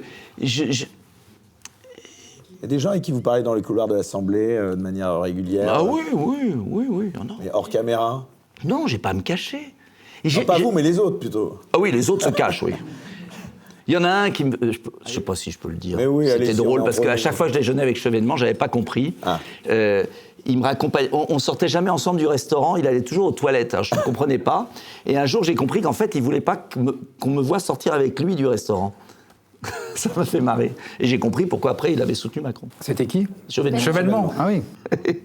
Non, oui, c'est ce qui est marrant, c'est que souvent des gens de gauche, ils sont sectaires. La gauche est plus sectaire que la droite, quand même, fondamentalement. Mais c'est dommage, parce qu'il y a des patriotes de gauche aussi. Il y a des patriotes à gauche aussi. C'est là qu'il a trouvé Macron dans les toilettes. C'est vrai. Non, mais il y avait écrit « Vous êtes prié de laisser l'État dans les WC, vous l'avez trouvé en entrant ». Et puis c'est comme ça, il a eu l'illumination, et donc du coup, il a rejoint Macron. Mais c'est véridique. La responsabilité de tes propos. Allez, les 2 dernières questions de ce questionnaire confession. Quel trait de caractère détestez-vous par-dessus tout? La lâcheté et les gens qui sont arrogants avec les faibles et les soumis aux puissants. Je déteste ces gens qui changent d'attitude selon la position de la personne. Il y a quelqu'un qui vous a particulièrement déçu en politique, mais vraiment... de manière plus importante que les autres? Tu peux y aller, je ne me vexerai pas. Non, je veux dire, j'ai une grande qualité en politique. Ma femme me le reproche beaucoup. L'oubli. L'oubli, oui. Et ça m'a sauvé. Parce que si j'avais pas oublié tout, les choses dégueulasses qu'on m'a faites, je tiendrais pas. Donc j'ai une capacité d'oubli extraordinaire qui me rend un grand service. Dernière question. Où vous voyez-vous dans 10 ans? Peut-être dans 4 ans. J'en sais absolument rien. Pensez que vous serez président de la République un jour? Je n'en sais rien du tout. Je me méfie de ce genre de... un petit peu ou pas, quand même J'ai passé l'âge. J'ai passé l'âge de... on verra, c'est pas le problème. Pour moi, aujourd'hui, c'est plus le problème. Aujourd'hui, sincèrement, non, mais je suis très sincère. Aujourd'hui, pour moi... Non, mais je vais vous dire, je suis obsédé par l'idée qu'on loupe pas la prochaine occasion. Voilà. Parce que je pense que 2027... Que ce soit vous, quand même. Oui, mais bien sûr. Mais après, s'il faut sauver la France avec quelqu'un d'autre et qu'on sauve la France avec quelqu'un d'autre, je m'efface sincèrement. Parce que je ne veux pas me retrouver en 2028 en me disant, voilà, je vais finir ma vie politique en voyant mon pays disparaître. J'ai déjà fait 20 ans de vie politique, avoir détricoté tout ce à quoi je croyais, l'État, la nation, le progrès social, cette vision que j'avais gaulliste sociale, qui est moi, quoi. Je veux dire, c'est pour ça que je ne me sens pas spécialement de droite ou de gauche, parce que pour moi, je pense qu'on peut être au-delà. Alors, Quand je vois qu'on me traite d'extrême droite, ça me fait doucement rigoler. Mais, ce terme extrême droite, qu'est-ce que vous répondez quand mais non, mais c'est insupportable quand même. C'est insupportable, ces journaleux de merde qui vous traitent d'extrême droite alors qu'eux sont des extrêmes fascistes du centre. Voilà, bon, enfin qu'importe. Mais il faut lutter parce qu'on n'a pas le droit de se laisser comme ça. Donc je leur fais des procès maintenant. Bon, je ne sais pas si je vais les gagner, mais j'ai décidé de leur faire des procès. Mais c'est pas ça. Moi, ma hantise, c'est 2027, c'est la dernière occasion pour le peuple français de retrouver la maîtrise de son destin, c'est-à-dire sa souveraineté. Voilà. Donc il faut qu'on y arrive. Voilà. Eh bien, ce sera le mot de la fin de cette interview Confession. Restez avec nous. Dans un instant, eh bien, on parlera de l'impossible réforme des retraites. À tout de suite pour le second, donc dernier débat. L'impossible réforme des retraites. Entre nécessité budgétaire et idéologie, entre opposition sociale et manœuvre politique, faut-il et surtout peut-on réformer les retraites en France ? Voilà, alors, pour finir cette nouvelle soirée de bistrot liberté, très animée, comme à chaque fois, on va parler de ce sujet qui va faire l'actualité en ce début d'année, sans doute engendrer beaucoup de tensions. C'est évidemment, on l'a dit, la réforme des retraites. Alors on va faire les choses dans l'ordre. Le premier débat est d'abord de savoir si une réforme est nécessaire, car à gauche, on explique que le système est viable à long terme. Quel est votre avis là-dessus, Nicolas Dupont-Aignan ? Il est viable parce qu'il y a déjà eu des réformes. Il y en a eu une réforme n'est pas vraiment nécessaire. Pas du tout nécessaire. Selon. Surtout pas. Parce qu'il y a déjà eu une réforme très dure, qui est la réforme Touraine, qui est la dernière, qui est très dure. 42 ans de cotisation pour avoir une retraite à taux plein. Et 43 ans dans quelques années.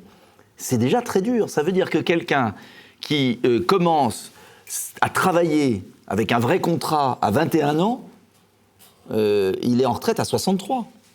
Ça veut dire que déjà 62 ans, si vous avez commencé à 18 ans, 18 et 42, hein, ça fait combien ? 60, bon. Alors d'ailleurs, il y a la retraite à 60 ans dans certains cas, mais moi je ne comprends pas ce délire, et ça montre à quel point on a culpabilisé les Français, parce que ce qui est terrible dans ce qu'on vit, c'est cette volonté, en fait, de casser les jambes d'un peuple. Vous ne pouvez pas construire un pays si vous créez de l'angoisse sur tout. Nous avons le plus fort taux d'épargne, les Français ont peur de l'avenir, ils ont un système de retraite équilibré. 3 milliards d'excédents en 2022, alors qu'on nous avait dit que ça allait être l'apocalypse.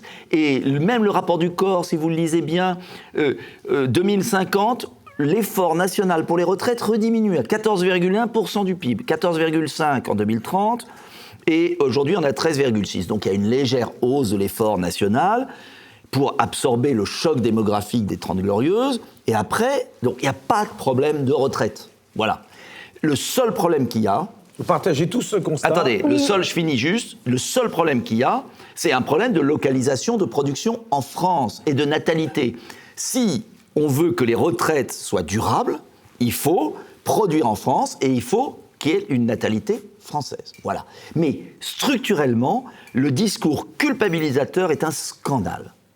Un scandale. Parce que je remarque, et j'ai fini là-dessus après, mais je veux vraiment le dire, on va mettre la France à feu et à sang. D'ailleurs, ça fait diversion, parce que pendant ce temps-là, on ne parle pas du reste. Sur, 7 milliards d'euros. 7 milliards d'euros en 2030. 7 milliards. Les fraudes à la carte vitale, 5 millions de fausses cartes, c'est 15 milliards d'euros. L'Union européenne, on est passé de 1 milliard sous Chirac à 10 et on va être à 15 milliards net. L'immigration, des dizaines de milliards. L'évasion fiscale, 100 milliards. L'évasion fiscale. Donc on va culpabiliser les Français qui ont travaillé dur toute leur vie, les foutre dans la misère à partir de 58 ans où ils n'ont pas de boulot, jusqu'à 64 ans au RSA. Après, comme ils auront été au chômage et au RSA, ils auront une retraite encore plus faible. Mais vous vous rendez compte ce que ça veut dire ? C'est scandaleux. Alors là, moi, je vous le dis, c'est scandaleux. Voilà. Myriam Palomba. Ce qui est important, quand même, moi je suis totalement d'accord avec votre constat, notre système des retraites n'est pas du tout en péril. Ce qu'il faut quand même dire et que les Français savent, c'est que Emmanuel Macron, en 2017, n'était pas pour réformer ce système des retraites. Emmanuel Macron, une semaine avant l'élection, il y a une interview de lui où il dit on va demander aux gens de bosser à 62, puis 63, puis 65. Exactement. Vous savez ce que c'est que la pénibilité du travail ? Aujourd'hui, s'il décide de réformer ses retraites, c'est parce que à l'échelle européenne, on a demandé que le système des retraites soit financé à 10% du PIB au lieu de 14%. Et aussi parce que en échange d'avoir subventionné ce fameux quoi qu'il en coûte qui n'a servi strictement à rien pendant la période Covid, on lui a demandé de faire, d'assainir tous les comptes budgétaires et notamment notre système des retraites. Voilà pourquoi aujourd'hui on s'attaque au système des retraites, alors que effectivement il pourrait être totalement pérennisé sur tout au long, dans notre avenir proche. Donc c'est juste une énorme honte de ce gouvernement. Enfin, j'ai envie de dire une de plus. Il y a autre chose. C'est que derrière, alors on va me dire je suis complotiste, c'est bien évidemment BlackRock qui est en embuscade. Parce qu'à partir du moment où les Français verront qu'ils ne peuvent pas atteindre, compte tenu du marché de l'emploi, 43 ans de travail, parce que c'est impossible, ils verront que leur décote est tellement importante qu'ils auront une retraite de misère, et donc vous aurez des pubs dans les journaux, comme les complémentaires de santé. En fait, ce qu'ils ont fait à l'hôpital, ils veulent le faire aux retraites. C'est la destruction de l'acquis du Conseil national de la résistance. C'est-à-dire un système qui avait une certaine justice.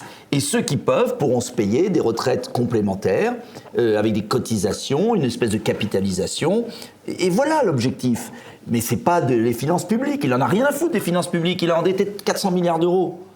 Donc, le quoi qu'il en coûte, c'est quand même 300 milliards. Oui, et puis avec le reste, 400 milliards, avec la crise énergétique. Donc on ne nous raconte pas de salade.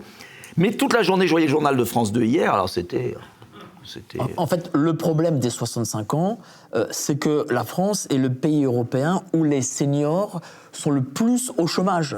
Et donc, du coup, les seniors n'arriveront pas à ces 65 ans. Ça, c'est vraiment le gros problème, et ça, c'est l'injustice du système. Mais moi, après, je vais vous dire, je ne suis pas un grand partisan de la retraite par répartition. Parce que, un jour ou l'autre, du fait de la natalité, du fait aussi qu'il n'y a pas de plein emploi en France et que je pense qu'on n'y arrivera pas, on n'y arrivera jamais, il faut permettre aussi aux gens d'avoir une forme de capitalisation, d'avoir, à l'époque, moi j'avais fait la campagne de Jacques Chirac quand j'étais au RPR, il avait parlé, lui, des fonds de pension à la française. Et il faut permettre ça aux gens, parce que, moi je veux dire... Mais pas au dépend d'un système qui pérennise leur retraite et moi leur je ne suis pas sûr que ça soit pérennisé autant que ça. On a énormément de retraités pauvres. On a énormément de retraités pauvres. Alors on nous dit que, soi-disant, le minimum retraite c'est 800 €. C'est pas vraiment vrai. Il y a des retraités qui gagnent 200, 300 € par mois. Mais parce qu'ils n'ont pas travaillé longtemps. Voilà. Il faut... Non mais... aujourd'hui, quand on a commencé sur cette retraite par répartition, il y avait 5-6 actifs pour un retraité. Aujourd'hui, on sera à un actif pour un retraité, tout en sachant qu'on a en plus le chômage de masse, qui est très important en France. On n'est pas à 7% de chômage, c'est faux. Voilà, ça c'est faux parce que, plus à 15 en effet, parce que il y a les chômeurs BSC, machin, voilà. Donc, et puis en plus, on fait... Vous avez parlé d'immigration, en effet, ça coûte des sommes folles. Et on a aussi créé quelque chose qui a tué les cotisations, c'est l'auto-entrepreneur. Voilà. Et c'est aussi l'ubérisation, c'est-à-dire que des gens qui ne cotisent pas ou très peu dans des caisses de retraite, ce système-là, aujourd'hui, peut-être qu'aujourd'hui il est viable, mais en 2050, en 2060, moi par exemple, je vais vous donner le titre d'un excellent livre de Madame Héloïse Benamou, qui est la maison d'édition de Pierre Jovanovic, qui nous explique qu'il a vraiment travaillé sur le sujet, que notre génération, c'est-à-dire moi je suis né en 81, nous, notre génération, n'aurons pas de retraite. Nous n'aurons pas de retraite, en tout cas par répartition. Voilà, parce qu'il n'y aura plus d'argent. Et parce qu'il faut savoir aussi une chose, parce qu'on fait de la répartition, on dit oui, mais on ne veut pas du capital. Ok, pourquoi pas ? Mais l'État le fait déjà. C'est-à-dire qu'il a donné, par exemple, 50 milliards d'euros à HSBC pour qu'il puisse gérer 50 milliards de retraites qu'il a évidemment perdu sur les marchés financiers. Voilà. D'où le danger des fonds. Parce que regardez l'Angleterre. Oui, mais on peut avoir des fonds publics. Allez, on fait comme les fonctionnaires. Non, mais qu'on imagine un système Jospin avait prévu un fonds souverain. Moi, je n'ai pas hostile à ce qu'on imagine un fonds souverain. Mais n'oubliez jamais que le principe de la sécurité sociale et du système des retraites, qui est l'acquis du Conseil national de la résistance, pas comme totem. Je ne suis pas dans le totem du passé. Je dis, c'était quand même l'idée d'une justice. Une justice sociale. C'est-à-dire que selon votre statut social, vous aviez une sécurité. Le système des fonds de pension, ça va dépendre de l'entreprise. Aux États-Unis, on voit bien comment ça marche. Les grandes entreprises avaient des fonds, elles les ont supprimés. Mais on peut très bien faire des fonds. Les fonctionnaires ont des fonds de pension. Oui. Mais, bah oui, ils les ont. Oui, mais oui c'est très marginal. Bon, ça, c'est le grand argument. Mais méfiez-vous du fonds de pension. La répartition est le meilleur système. Le plus juste. On peut peut-être le faire évoluer avec des financements par la CSG, etc., pour pas être complètement mis sur l'emploi. On peut le faire financer par des droits de douane sur des importations. On peut le faire financer par quantité de choses. Mais méfiez-vous de cet argument. On laisse terminer, Nicolas. Si vous voulez, qui est très anxiogène et qui casse le moral des Français sur le fait vous n'allez pas avoir de retraite, tout ça pour leur vendre des produits de merde, pardonnez-moi, comme les mutuelles. Non, mais la question aussi, c'est, on parlait tout à l'heure de la relocalisation et des entreprises françaises qu'il faut aider, celles qui localisent, qui produisent français. Je ne vais pas m'étendre trop sur les chiffres, mais quand même, 99,8% des entreprises françaises sont des TPE et des PME. 96,5% des TPE, le reste des PME. C'est-à-dire qu'il y a 0,2% d'entreprises en France qui sont des grandes entreprises, et il y en a 50 qui ont plus de 5000 salariés, c'est-à-dire rien du tout.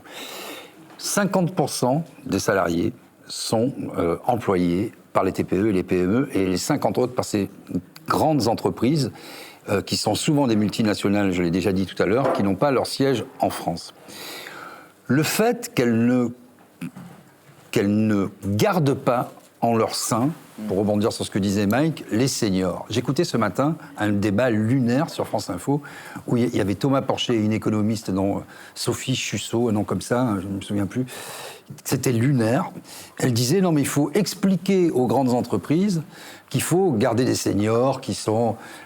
c'est tellement super, la transmission. Mais elles le savent, les grandes entreprises. Au contraire, elles optimisent. Donc moi, je suis favorable à sanctionner ces entreprises qui bénéficient de tous les attraits de la France, des écoles, des mutuelles, de la santé, des hôpitaux, etc., qui ne cotisent rien, d'accord ?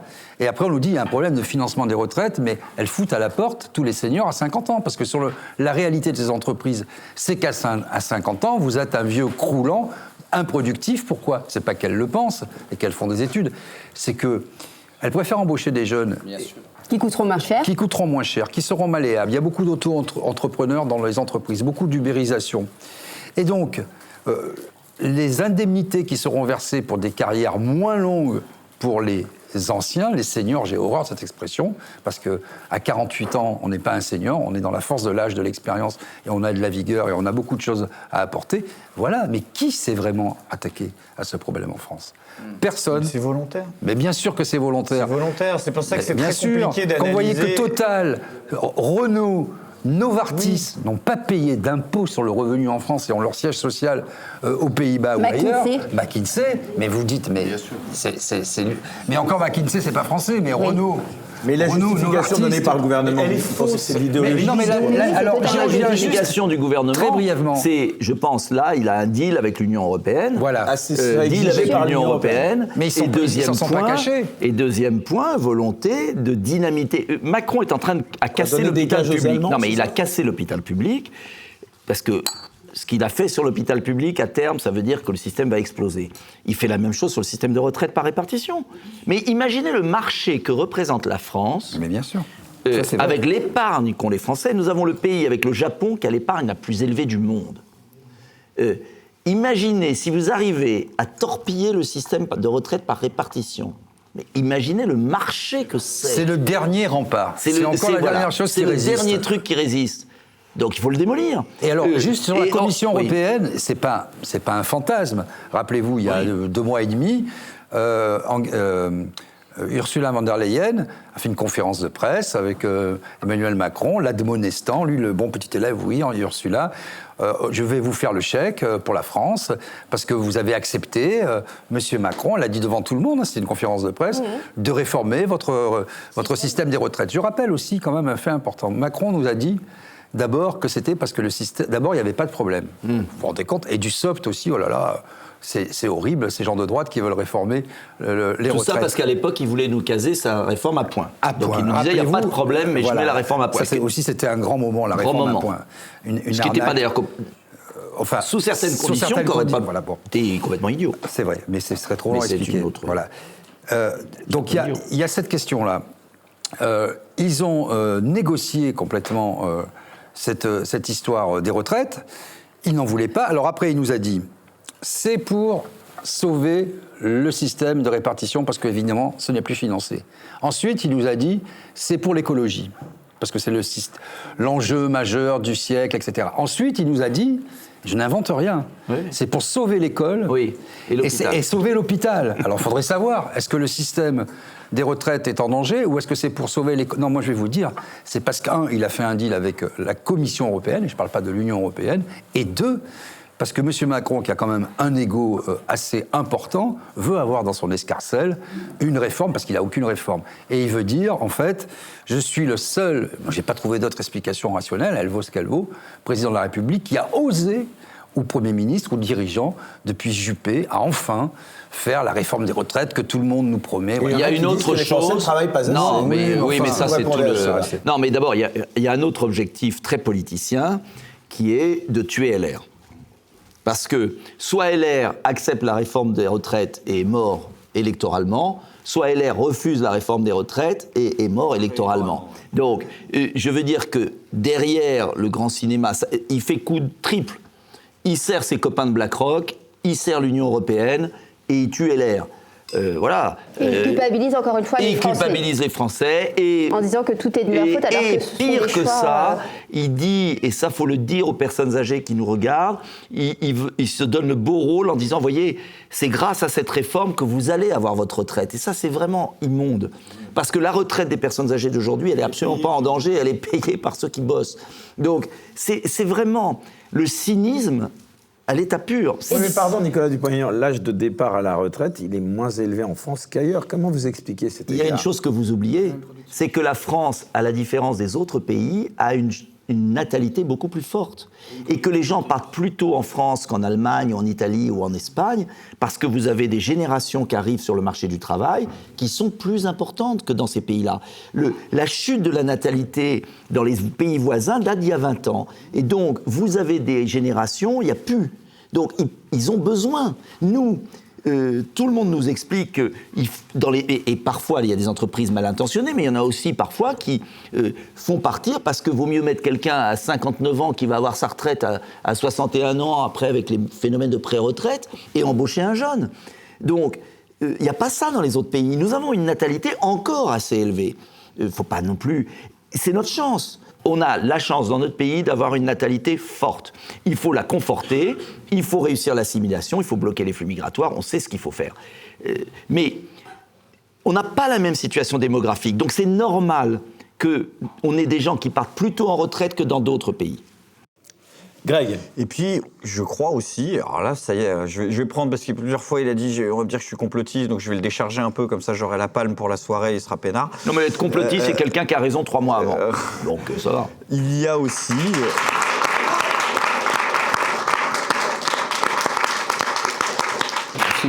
Il y a aussi, et peut-être surtout, la volonté de réaliser un projet idéologique, supranational, qui passe par une destruction volontaire du tissu économique français. Alors, exactement, ça c'est vrai.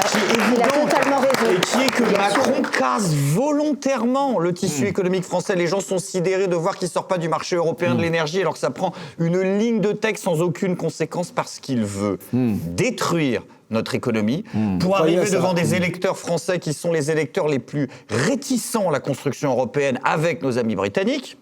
Et leur dire, nous n'avons pas le choix. Je vais vous donner un exemple très simple. On parlait tout à l'heure de la fraude fiscale, 100 milliards d'euros. Pareil de la fraude sociale, on va la mettre entre 10 et 20 en fonction des optimismes et des pessimismes de chacun. La fraude fiscale, là, je vais la mettre de côté, non pas parce que c'est pas le sujet important, mais c'est compliqué. La fraude sociale, c'est simple. Il y a quelques années de ça, une société privée belge avait proposé au Parlement européen une application qui permettait en un clic de supprimer toutes les fausses cartes vitales et leur équivalent dans d'autres pays européens en un clic. Il suffisait que l'État rende toutes ces données d'administration fiscale, vous appuyez le soir, il n'y avait plus de doublons de cartes ou d'accès à la Sécu dans n'importe quel pays européen. La Commission européenne l'a fait bloquer et interdire. Point, c'est volontaire. Des idées simples qui permettraient... Il y a une volonté d'appauvrir ce pays parce que vous ne pousserez pas les gens, comme on disait tout à l'heure, à l'abandon de la souveraineté, à l'abandon de la démocratie. Ursula von der Leyen le dit, la démocratie est un projet politique parmi d'autres. Vous ne pousserez pas les gens à abandonner la démocratie, à abandonner la souveraineté, à abandonner la solidarité, à abandonner des choses évidentes si on leur explique pas que c'est ça ou les charrettes sur l'autoroute. Donc on leur crée les charrettes sur l'autoroute et je crois que Macron a une volonté politique... c'est du volontarisme politique d'affaiblir, en tout cas à certaines occasions, la puissance économique de la France pour renforcer le discours et le narratif d'une nécessité de soumission à l'Union européenne. J'en suis persuadé. Moi, je suis convaincu.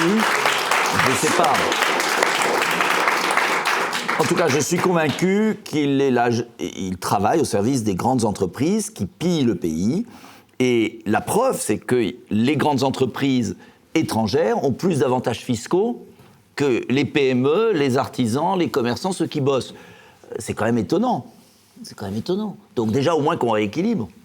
La preuve sur l'affaire de l'électricité, qui est évidente. C'est une ligne. Il n'y a aucune conséquence. C'est pas un Brexit. Hein. Il faut arrêter de croire que le système français est le système le plus avantageux d'Europe. Si on considère... Pas les régimes spéciaux comme la...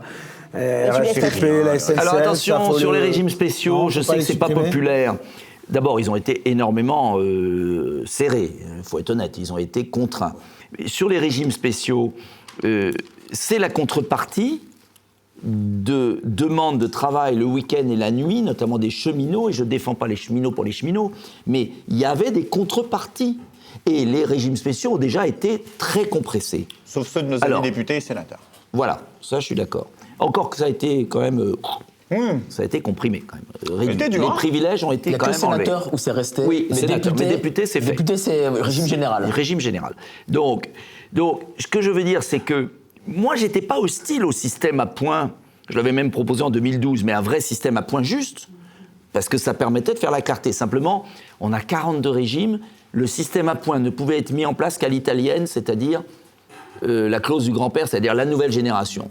Revenir en arrière, c'est impossible. Bon, et c'est déjà très compliqué. Et c'est injuste. Et c'est injuste. Et c'est impossible. Non, le problème, c'est que pendant qu'on va occuper l'opinion là-dessus, on ne va pas s'occuper des relocalisations. On ne va pas s'occuper du service public éducatif, parce que apprendre à lire à nos enfants, à écrire, à développer les maths, c'est l'enjeu beaucoup plus important que tout ça. Est-ce que la France est capable, au XXIe siècle, d'avoir une génération de scientifiques, une génération de littéraires, une génération qui comprend? Pour moi, à la rigueur, on en a... Vous voyez, par exemple, ce soir, on n'aura jamais parlé de ça, alors que c'est peut-être la réforme la plus importante pour assurer la souveraineté du pays. Souveraineté intellectuelle. Non, puis qu'est-ce que vous entendez par... Attendez, un pays où vous avez 25% des gens qui sortent de l'école sans savoir lire ou comprendre un texte, c'est plus un pays. Le problème de l'école publique, l'école publique, c'est le creuset de tout. Voilà, donc ça, c'est le plus grand danger qu'il y a aujourd'hui. Il faut tout reprendre à la maternelle, au primaire. On veut faire des citoyens débiles pour accepter tout, de toute façon. Oui, des consommateurs. Voilà. Est-ce qu'on fait des citoyens ou des consommateurs? Oui, mais monsieur Dupont-Aignan. Ça, c'est la base de tout. L'école. C'est le premier truc à faire. On arrive au pouvoir, premier truc à faire. Je suis tombé sur un bulletin salaire de 1974. Ouais. Bon. Et je l'ai bien regardé attentivement. Il est marqué assurance sociale 6%, assurance chômage 0,16%.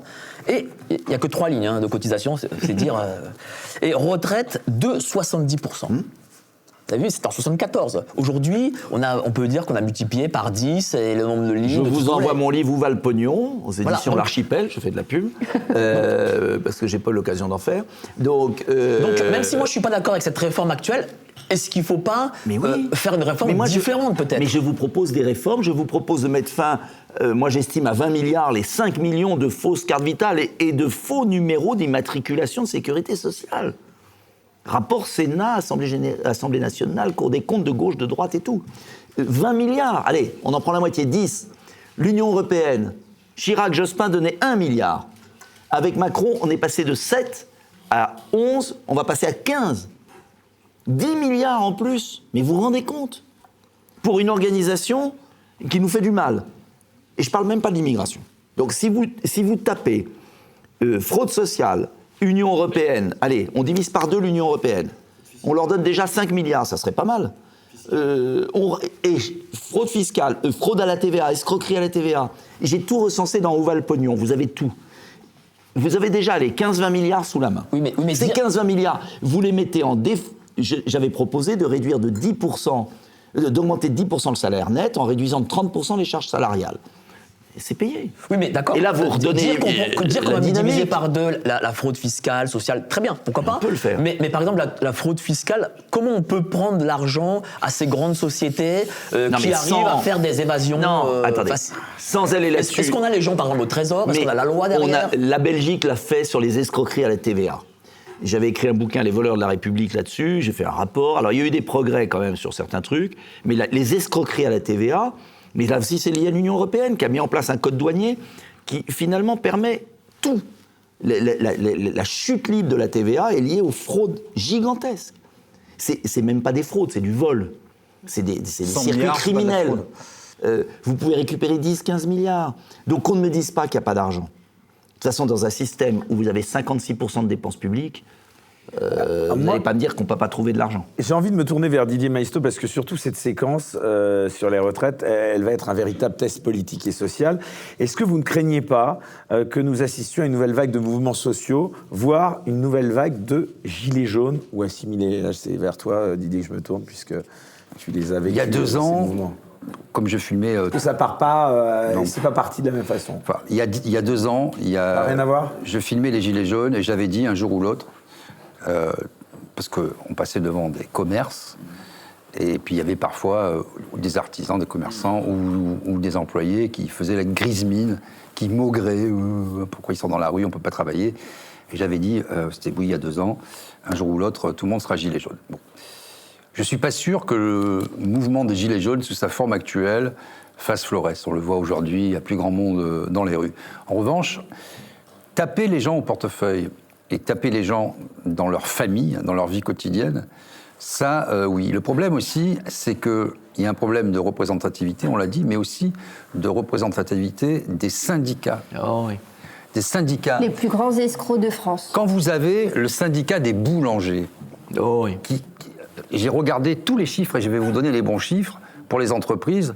C'était 166 € au début du quinquennat de M. Macron. 166 pour les entreprises, hein, le kilowattheure. Aujourd'hui, il est à 280 €. Ça, si vous savez calculer, ça fait 74% d'augmentation. Vous avez le patron des boulangers qui dit « c'est super, on est sauvés ». Pour une autre chaîne, vous savez, je fais des reportages et je vais voir, ça s'appelle La France oubliée, et je vais voir tous les artisans, les commerçants sur RT qui sont en train de crever. Je vois des boulangers. Ça a été multiplié par 5, voire par 8, la facture énergétique. Et vous avez ce type qui dit ça. Et quand j'ai remonté un peu le fil, j'ai vu que l'année dernière, le 13 janvier 2022, il a eu la Légion d'honneur par M. Macron. Donc voilà, vous avez aussi ce syndicat jeune qui participe à la déliquescence du système. C'est insupportable. Et ça, ce sont des fabricants d'excuses, ce sont les pires que tous. Donc, pour l'instant, est-ce que je ne suis pas devin? Est-ce que ces différentes, je dirais un peu jacqueries, révoltes catégorielles vont pouvoir se réunir au sein d'un grand mouvement? Moi, je le souhaite ardemment parce qu'aujourd'hui, c'est pas à l'Assemblée que ça va se passer. On voit bien que il y a beaucoup de pantomime, mais bon, c'est pas en mettant des t-shirts qu'on va changer les choses si on ne monte pas les motions de censure. On le sait tous, mais malheureusement, parmi le peuple, c'est un peu comme parmi les politiques, il y a des divisions et des divisions. Non, et chacun a sa chapelle. C'est pour ça que je parle.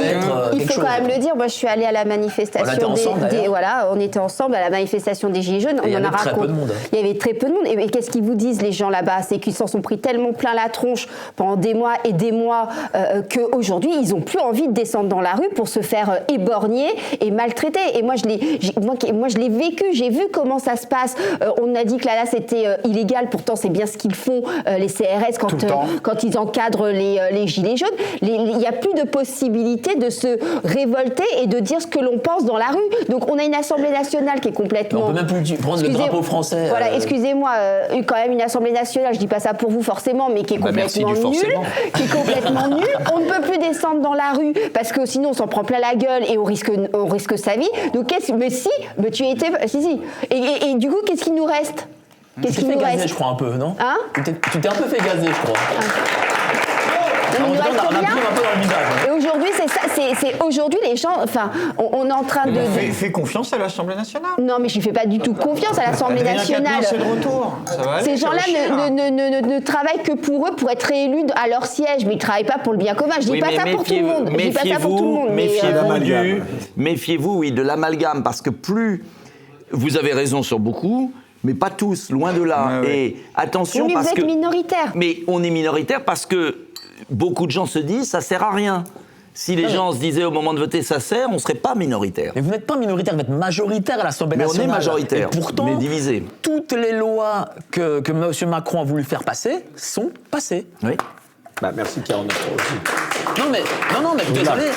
Même s'il n'y avait pas eu 49.3, même s'il n'y avait pas eu 49.3, si la majorité des députés avaient voté contre, ils auraient perdu. C'est au peuple de faire pression sur les députés en leur disant on vous surveille. Rien qu'à leur écrire, rien qu'à leur les emmerder, je peux vous dire qu'ils regardent. Est-ce que porter une réforme de retraite, c'est pas un suicide politique? On va voir. J'aimerais bien, mais malheureusement, j'ai bien peur que non. Là, je pense qu'ils vont loin, mais on va voir. Je ne peux pas vous le dire. En tout cas, on va se battre pour que ça leur... Par exemple, vous conseilleriez aux députés du RN de se comporter sur ce dossier? J'espère qu'ils vont voter contre et se battre. J'ose espérer. Voilà. Demandez à nos amis de la France Insoumise. Vous avez discuté avec eux? Non, mais parce que finalement, ça commence par... C'est demain, la rentrée. Donc... Puisque nous sommes enregistrés le lundi. Non, mais on est lundi, donc c'était hier, la veille de la diffusion de cette émission. Voilà. Oui, tu disais... Non, rien. Il faut aussi demander à nos amis de la France Insoumise d'être capables de voter un texte quand il émane du Rassemblement National, alors qu'ils ont écrit le même à la ligne presse 7 jours avant, quoi. Donc, voilà. C'est dans les deux sens. Et dans les deux sens. Et puis dans cette réforme des retraites, est-ce qu'on parle de la pénibilité Non, rien. Mais ils retirent les 3/4 des métiers qui sont dans la liste des pénibilités. Qu'est-ce qu'on va faire des soignants, des personnels suspendus qui perdent leur droit à des retraites? Des expositions à des produits toxiques, les 3/4, ils ont dégagé, c'est plus un critère de pénibilité ou de revalorisation. Moi, ce que je vous demande, c'est, je comprends totalement votre sentiment, je le ressens souvent, mais je demande qu'il faut qu'on se batte jusqu'au bout. Voilà. Et qu'on soutienne ceux qui se battent. Voilà. C'est ce qu'on fait. C'est tout. Mais comment on doit se battre? Est-ce que c'est juste à l'Assemblée nationale ou est-ce que c'est le peuple dans la rue? Et si le peuple descend massivement dans la rue de manière pacifique, parce que le problème des Gilets jaunes, honnêtement, c'est que vous savez bien qu'ils ont poussé à l'excès et qu'il y a eu après... C'est pas les Gilets jaunes qui ont poussé à l'excès. Je le sais. Je parle du gouvernement. Mais certains Gilets jaunes sont tombés dans le piège. Oui. Évidemment, le piège était béant. Mais je veux dire que, imaginez qu'il y ait 10 millions de personnes dans la rue, calmement, paisiblement, un dimanche ou un samedi, je peux vous dire que ça fera de l'effet. Je suis pas d'accord, ça fera aucun effet. Il y a eu ça avec la manif pour tous. Il y a eu ça avec la manif pour tous. Exactement. Oui, mais à force de dire... Attendez, à force de dire... un quart de la France qui est dans la rue. À force de dire... Peu de violence, c'est ça qui relève du miracle. À force de dire rien ne fait d'effet, on leur laisse le terrain libre. Donc, tout peut faire de l'effet. Jamais rien n'est perdu. Jamais. Et c'est toute l'histoire de France qui le montre. Donc moi je dis, si de manière pacifique, vous avez 10 millions de Français dans la rue, je peux vous dire qu'il peut se passer des choses. Et de manière pacifique. Ce que je disais, cette réforme des retraites, voilà, excuse-moi, tu as évacué le sujet. Cette réforme, elle va sans doute conduire à une nouvelle utilisation du 49.3. Si demain, l'opposition vote majoritairement contre ce 49.3, c'est la censure. Voilà, c'est la censure. Macron compte sur notre découragement. Et ça marche pour l'instant. Et ça marche. Parce que les gens sont découragés. Donc, il faut renverser sur la division aussi. Oui, mais au-delà de ça, sur la résignation, le découragement, le machin. Donc, il faut être plus fort que lui, c'est tout. Oui, non, puis il y a aussi un problème, on l'a abordé en filigrane, des médias. On arrive bientôt au terme. Hein. Les médias qui, toute la journée, racontent n'importe quoi, les médias mainstream, et font du storytelling. Non, mais regardez, non, mais c'est délirant. Vous avez hier... Monsieur Macron qui va avec des jeunes autistes sur France. Mais quel enfer! Mais c'est une honte! C'est une honte! Utiliser la misère, je dis, il va tenir la main des gens en soins palliatifs. Mais c'est surtout qu'il n'a rien fait pour le handicap et l'autisme. Non, mais il va les aider à mourir sur France Télé, et puis on va dire, oh là là, et puis au moment où... il a bloqué la revalorisation des aides handicapées, un des seuls qui avait voté pour à l'Assemblée. On va rentrer dans les mesures catégorielles. On a appris qu'il avait 3 enfants et 7 petits-enfants. Mais au moment... Non, mais au moment où on un enfant qui est plus âgé que lui. Au moment où on est en train de parler de ça, vous avez Madame Macron qui coûte 500 000 euros par an à nous tous, qui n'a pas de statut, qui va aller devant Gilles Boulot au journal de 20h faire son opération gilet jaune, pièce jaune, qui sont pour l'espèce, en plus pièce rouge. Mais bon, je passe. Et qui va agiter sa crécelle pour faire ses bonnes œuvres. Mais c'est pas un scandale, ça aussi? Mais vous vous rendez compte? Et nous mettre première dame on dans va les sauver l'hôpital avec des pièces jaunes, alors qu'on est en train de crever aux urgences sur des brancards, qu'il y a des dizaines de patients, au moment où on parle, qui sont morts sur des brancards, alors qu'on se targuait d'avoir le meilleur système de santé du monde. Vous vous rendez compte? Mais si tous les médias vous racontent ça toute la journée... Oui, mais attendez, les gens... Moi, j'ai lu... Alors, oui, bien sûr. Il faut absolument un référendum d'initiative partagée. C'est ce que je vais proposer. La proposition est prête. Et on va voir les députés qui le signent. Partagé. C'est-à-dire, c'est le RIC mode 5e République. Vous savez, c'est le référendum. Il faut 185 députés ou sénateurs. Voilà. Et après, 4 millions de signatures. Mais moi, je veux le lancer. Au moins, on va voir. Et on a déjà un référendum d'initiative partagée. Oui, sur la privatisation d'Orly qui avait été. Non, il y en a un mais c'est pas 180, c'est le double, je crois. Non, c'est 185. Non, vous confondez avec la destitution, qui est beaucoup plus, malheureusement. 185. Bah tiens, on parlait de destitution. On en parle souvent de cette destitution. Voilà. Est-ce qu'elle est possible, tiens? Moi, la destitution, je vais vous dire. Il y en a beaucoup qui m'en parlent. Pas. C'est une vue de l'esprit. Pourquoi je ne l'ai pas demandé? Parce que je ne veux pas tromper les gens. Bah oui. Autant la motion de censure, on peut la voter. Absolument. Autant la destitution, les députés Renaissance ont la minorité de blocage. Donc, moi, je pourrais faire le numéro, la destitution. Il y en a plus qui m'en ont parlé. Il y a Francis Lalanne qui m'a appelé. Il m'a dit il faut que vous soyez le héros de la destitution. Mais bien sûr. Et je parle à tout le monde. Moi. Et puis je l'aime bien. C'est un poète. Donc, ça fait du bien. Mais moi, je ne veux pas tromper les gens. Je veux donner des objectifs atteignables. Voilà. Parce que je sens que c'est le moment. Et puis on va essayer. Et on va y arriver. On va bientôt arriver c'est quand au terme de cette émission. Donc je vais vous demander à chacun tous un petit mot de conclusion avant de voir les derniers dessins d'Ignace. Allez, Mike, qui n'a pas parlé depuis 2 minutes au moins. On voit quand même que 2022 a été une sorte d'année charnière et que 2023 va être vraiment l'année où va se passer les choses. Je pense que malheureusement c'est triste, je pense que nombre d'indépendants, d'artisans, de commerçants, de restaurateurs, de boulangers, d'esthéticiennes, du fait de l'électricité, enfin de l'énergie trop chère, malheureusement tomberont, feront faillite. Et peut-être qu'il faut que ça se passe pour qu'il y ait une forme de réveil.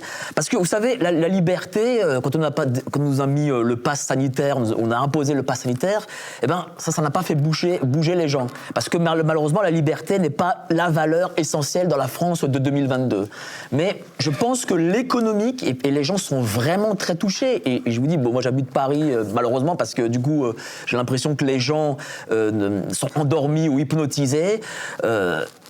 Mais le jour où ces Parisiens, cette classe moyenne supérieure sera touchée vraiment à son porte-monnaie, et c'est vrai, et c'est 2023. Mais elle l'est jamais. Hein. Et c'est si, elle le sera en 2023, parce que l'énergie, ça touche tout le monde, l'inflation, ça touche tout le monde, le chômage de masse, ça touchera tout le monde. Et vous savez, marchez un peu dans Paris et voyez le nombre de boutiques dans le centre parisien, rue Rivoli, boulevard Saint-Michel, le nombre de faillites, nombre de faillites qu'il y a. C'est très impressionnant. Et moi, je suis parisien, je connais Paris vraiment comme ma poche, et c'est et même les Champs-Élysées, vous avez des arcades des Champs-Élysées mais là, qui sont LVMH fermées. rachète tout. Donc, non mais ce que je veux dire, c'est que on a une économie qui est dans une nasse comme nos générations qui sont menées après la guerre, n'avons pas connu. Et cette année, c'est le réveil, où ça ne sera pas. Ou sinon, ce sera l'identité numérique, ce sera l'euro numérique, et on sera des esclaves. Voilà, c'est tout. Greg, j'avais une question à poser à M. Dupont-Aignan. Je l'ai reçu en interview sur ma chaîne. J'ai reçu Jean Lassalle, j'ai reçu Cheminade, j'ai reçu Philippot, j'ai reçu Egger, j'ai reçu à peu près tous les souverainistes qu'il pouvait y avoir. Et je pense qu'Asselineau, ça va pas tarder. Et j'ai 200, 300 000 personnes qui me posent la même question tous les jours en vrac. L'union. Quand est-ce qu'on enferme ces 5 cons? Parce que des fois, ça parle pas gentiment dans la même pièce et ils ont pas le droit de sortir tant qu'ils nous ont pas expliqué clairement pourquoi ils sont pas foutus de faire une liste ensemble. Vous avez dit que vous avez essayé. Moi, je peux te citer que tous les gens que je viens de citer m'ont tous donné leur accord et qu'ils étaient tous partants. Ah bah. Donc, j'avais justement envie, je vous en parlerai juste après l'émission, de savoir si vous êtes intéressés, parce que je vous jure, ça va se faire, on va fermer la porte. Et sans justement vouvoiement de trucs de Léa Salamé, parce que vous êtes tous des gens qui vous connaissez, et qu'au bout d'un moment, en fait, il y a un électorat qui a envie de comprendre, même si c'est pour arriver à la conclusion que c'est pas possible de s'allier, qu'on leur explique au moins pourquoi, parce qu'ils jouent tous avec les jeux des 7 différences avec vos programmes, ils n'arrivent pas à s'en sortir en famille. Quels sont les points, vous, par rapport à ce que vous avez défendu dans toute votre vie politique et que vous défendez encore, qui seraient pour vous, dans le cadre d'une alliance, innégociables? Donc vous savez que... Innégociable, c'est-à-dire que je ne veux pas abandonner. Voilà, dans le cadre d'une alliance avec d'autres souverainistes. Quelles sont les choses qui pourraient marquer votre spécificité? Si vous en voyez une, si vous n'en voyez pas, c'est encore meilleur signe.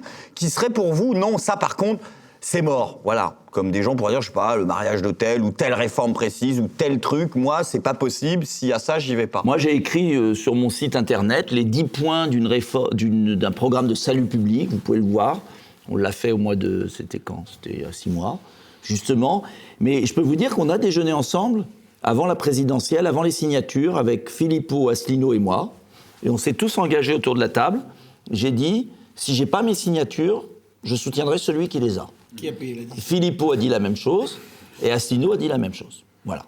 Et Philippot a respecté son contrat, j'ai eu les signatures, j'ai eu 600 signatures, il n'en a pas eu 600. Oui, d'ailleurs, et il a été très correct. Et il a été très correct, voilà, il a été très correct, et on a même présenté des candidats ensemble aux législatives. Donc tout n'est pas perdu. Voilà, maintenant... Il y a des choses, vous, qui par le fait que vous savez, peut-être par exemple, on prend un Kuzmanovic, un Dupont-Aignan, il y en a un qui est de gauche, il y en a un qui est de droite, les deux sont profondément souverainistes, mais est-ce qu'il y a une ligne sur laquelle vous pourriez pas... Je peux pas vous dire comme ça dans l'abstraction. Ça me venait. Ce que je leur dis toujours...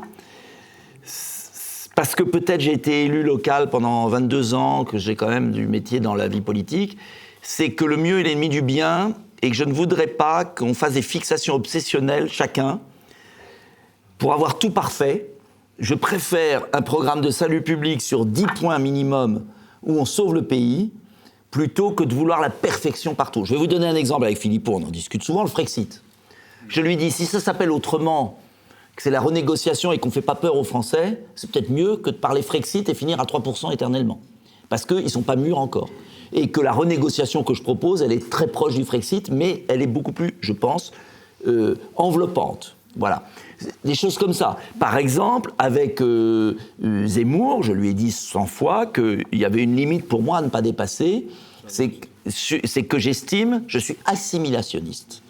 Et j'estime qu'on ne doit pas faire de différence en fonction de la naissance de quelqu'un. On peut dire stop à l'immigration, zéro d'immigration. On peut dire je vous renvoie chez vous si vous ne respectez pas les lois françaises. Mais en revanche, commencer à trier les gens en fonction de leur prénom, de leur histoire, de leur machin, c'est pas conforme au logiciel français. Et en plus, on va aller dans le décor. Et il a été dans le décor à cause de ça. Voilà. Vous voyez des choses. Et je dis à Marine Le Pen, à force de se attention à ne pas perdre quand même la spécificité souverainiste, parce que si c'est pour faire Chirac dans 10 ans, non. Il faut qu'on garde quand même... Donc voilà, il faut trouver le juste équilibre. Mais, comme disait Mike, je pense que là, c'est mûr.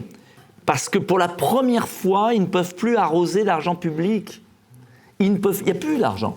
Là, pour être honnête, ils ne peuvent plus arroser. Enfin, ils ont donné 400 milliards, on arrive quand même au taquet. Donc là, maintenant, ils veulent le prendre sur les retraités pour le donner ailleurs. Mais ils n'ont plus de marge financière. Donc, les Français vont commencer à subir les conséquences de leur vote. Voilà, je suis désolé pour vous, mais vous avez voté pour lui. Bon, donc, il y a un moment où je pense que c'est le moment où les Français vont ouvrir les yeux, et c'est le moment où on doit être fort, et on doit leur tendre la main et leur dire « on va y arriver, on va gagner ». Eh bien, ce sera le mot de la fin, Nicolas Dupont-Aignan. Et on va terminer, bien évidemment, avec ces caricatures, là encore, faites en live, donc par notre ami Ignace. Alors, tout d'abord, pénibilité du travail. On y planche encore avec Emmanuel Macron, mais sur la pénibilité de la retraite, on a bientôt la solution avec une seringue loi euthanasie. Donc ça, il y va fort. Ah ben, on est toujours dans la partie optimiste. Vous bosserez au moins jusqu'à 64 ans, donc selon Ignace qui caricature Emmanuel Macron. Et après, vous aurez droit au repos éternel avec un squelette. Voilà. Pour sauver vos retraites, c'est vous, Nicolas Dupont-Aignan, travaillez aussi pour la France. Enfin, un peu plus optimiste. Et enfin, Charles Maurras soutient Nicolas Dupont-Aignan dans sa positivité. Le désespoir en politique est une sottise absolue. Voilà donc pour ces caricatures. Merci beaucoup donc à Didier Maisto d'être venu nous voir. Merci à Myriam Palomba. Merci à Mike Borowski. Merci à mon acolyte Greg Tabibian. Merci beaucoup Nicolas Dupont-Aignan. Quand est-ce qu'on met cette émission sur TF1 et France 2 ? Ça serait sympa. Ah bah écoutez, ça changerait. Mais on aime bien garder notre spécificité parce que finalement on s'adresse, je vous disais, on nous écoute même au Canada maintenant. Ouais, bah c'est bien. En tout cas, merci à tous, aux équipes de Raphaël ainsi qu'à tous ceux qui planchent là derrière les caméras qu'on ne voit pas. Et on se retrouve quant à nous dans 15 jours. Très bonne fin de soirée.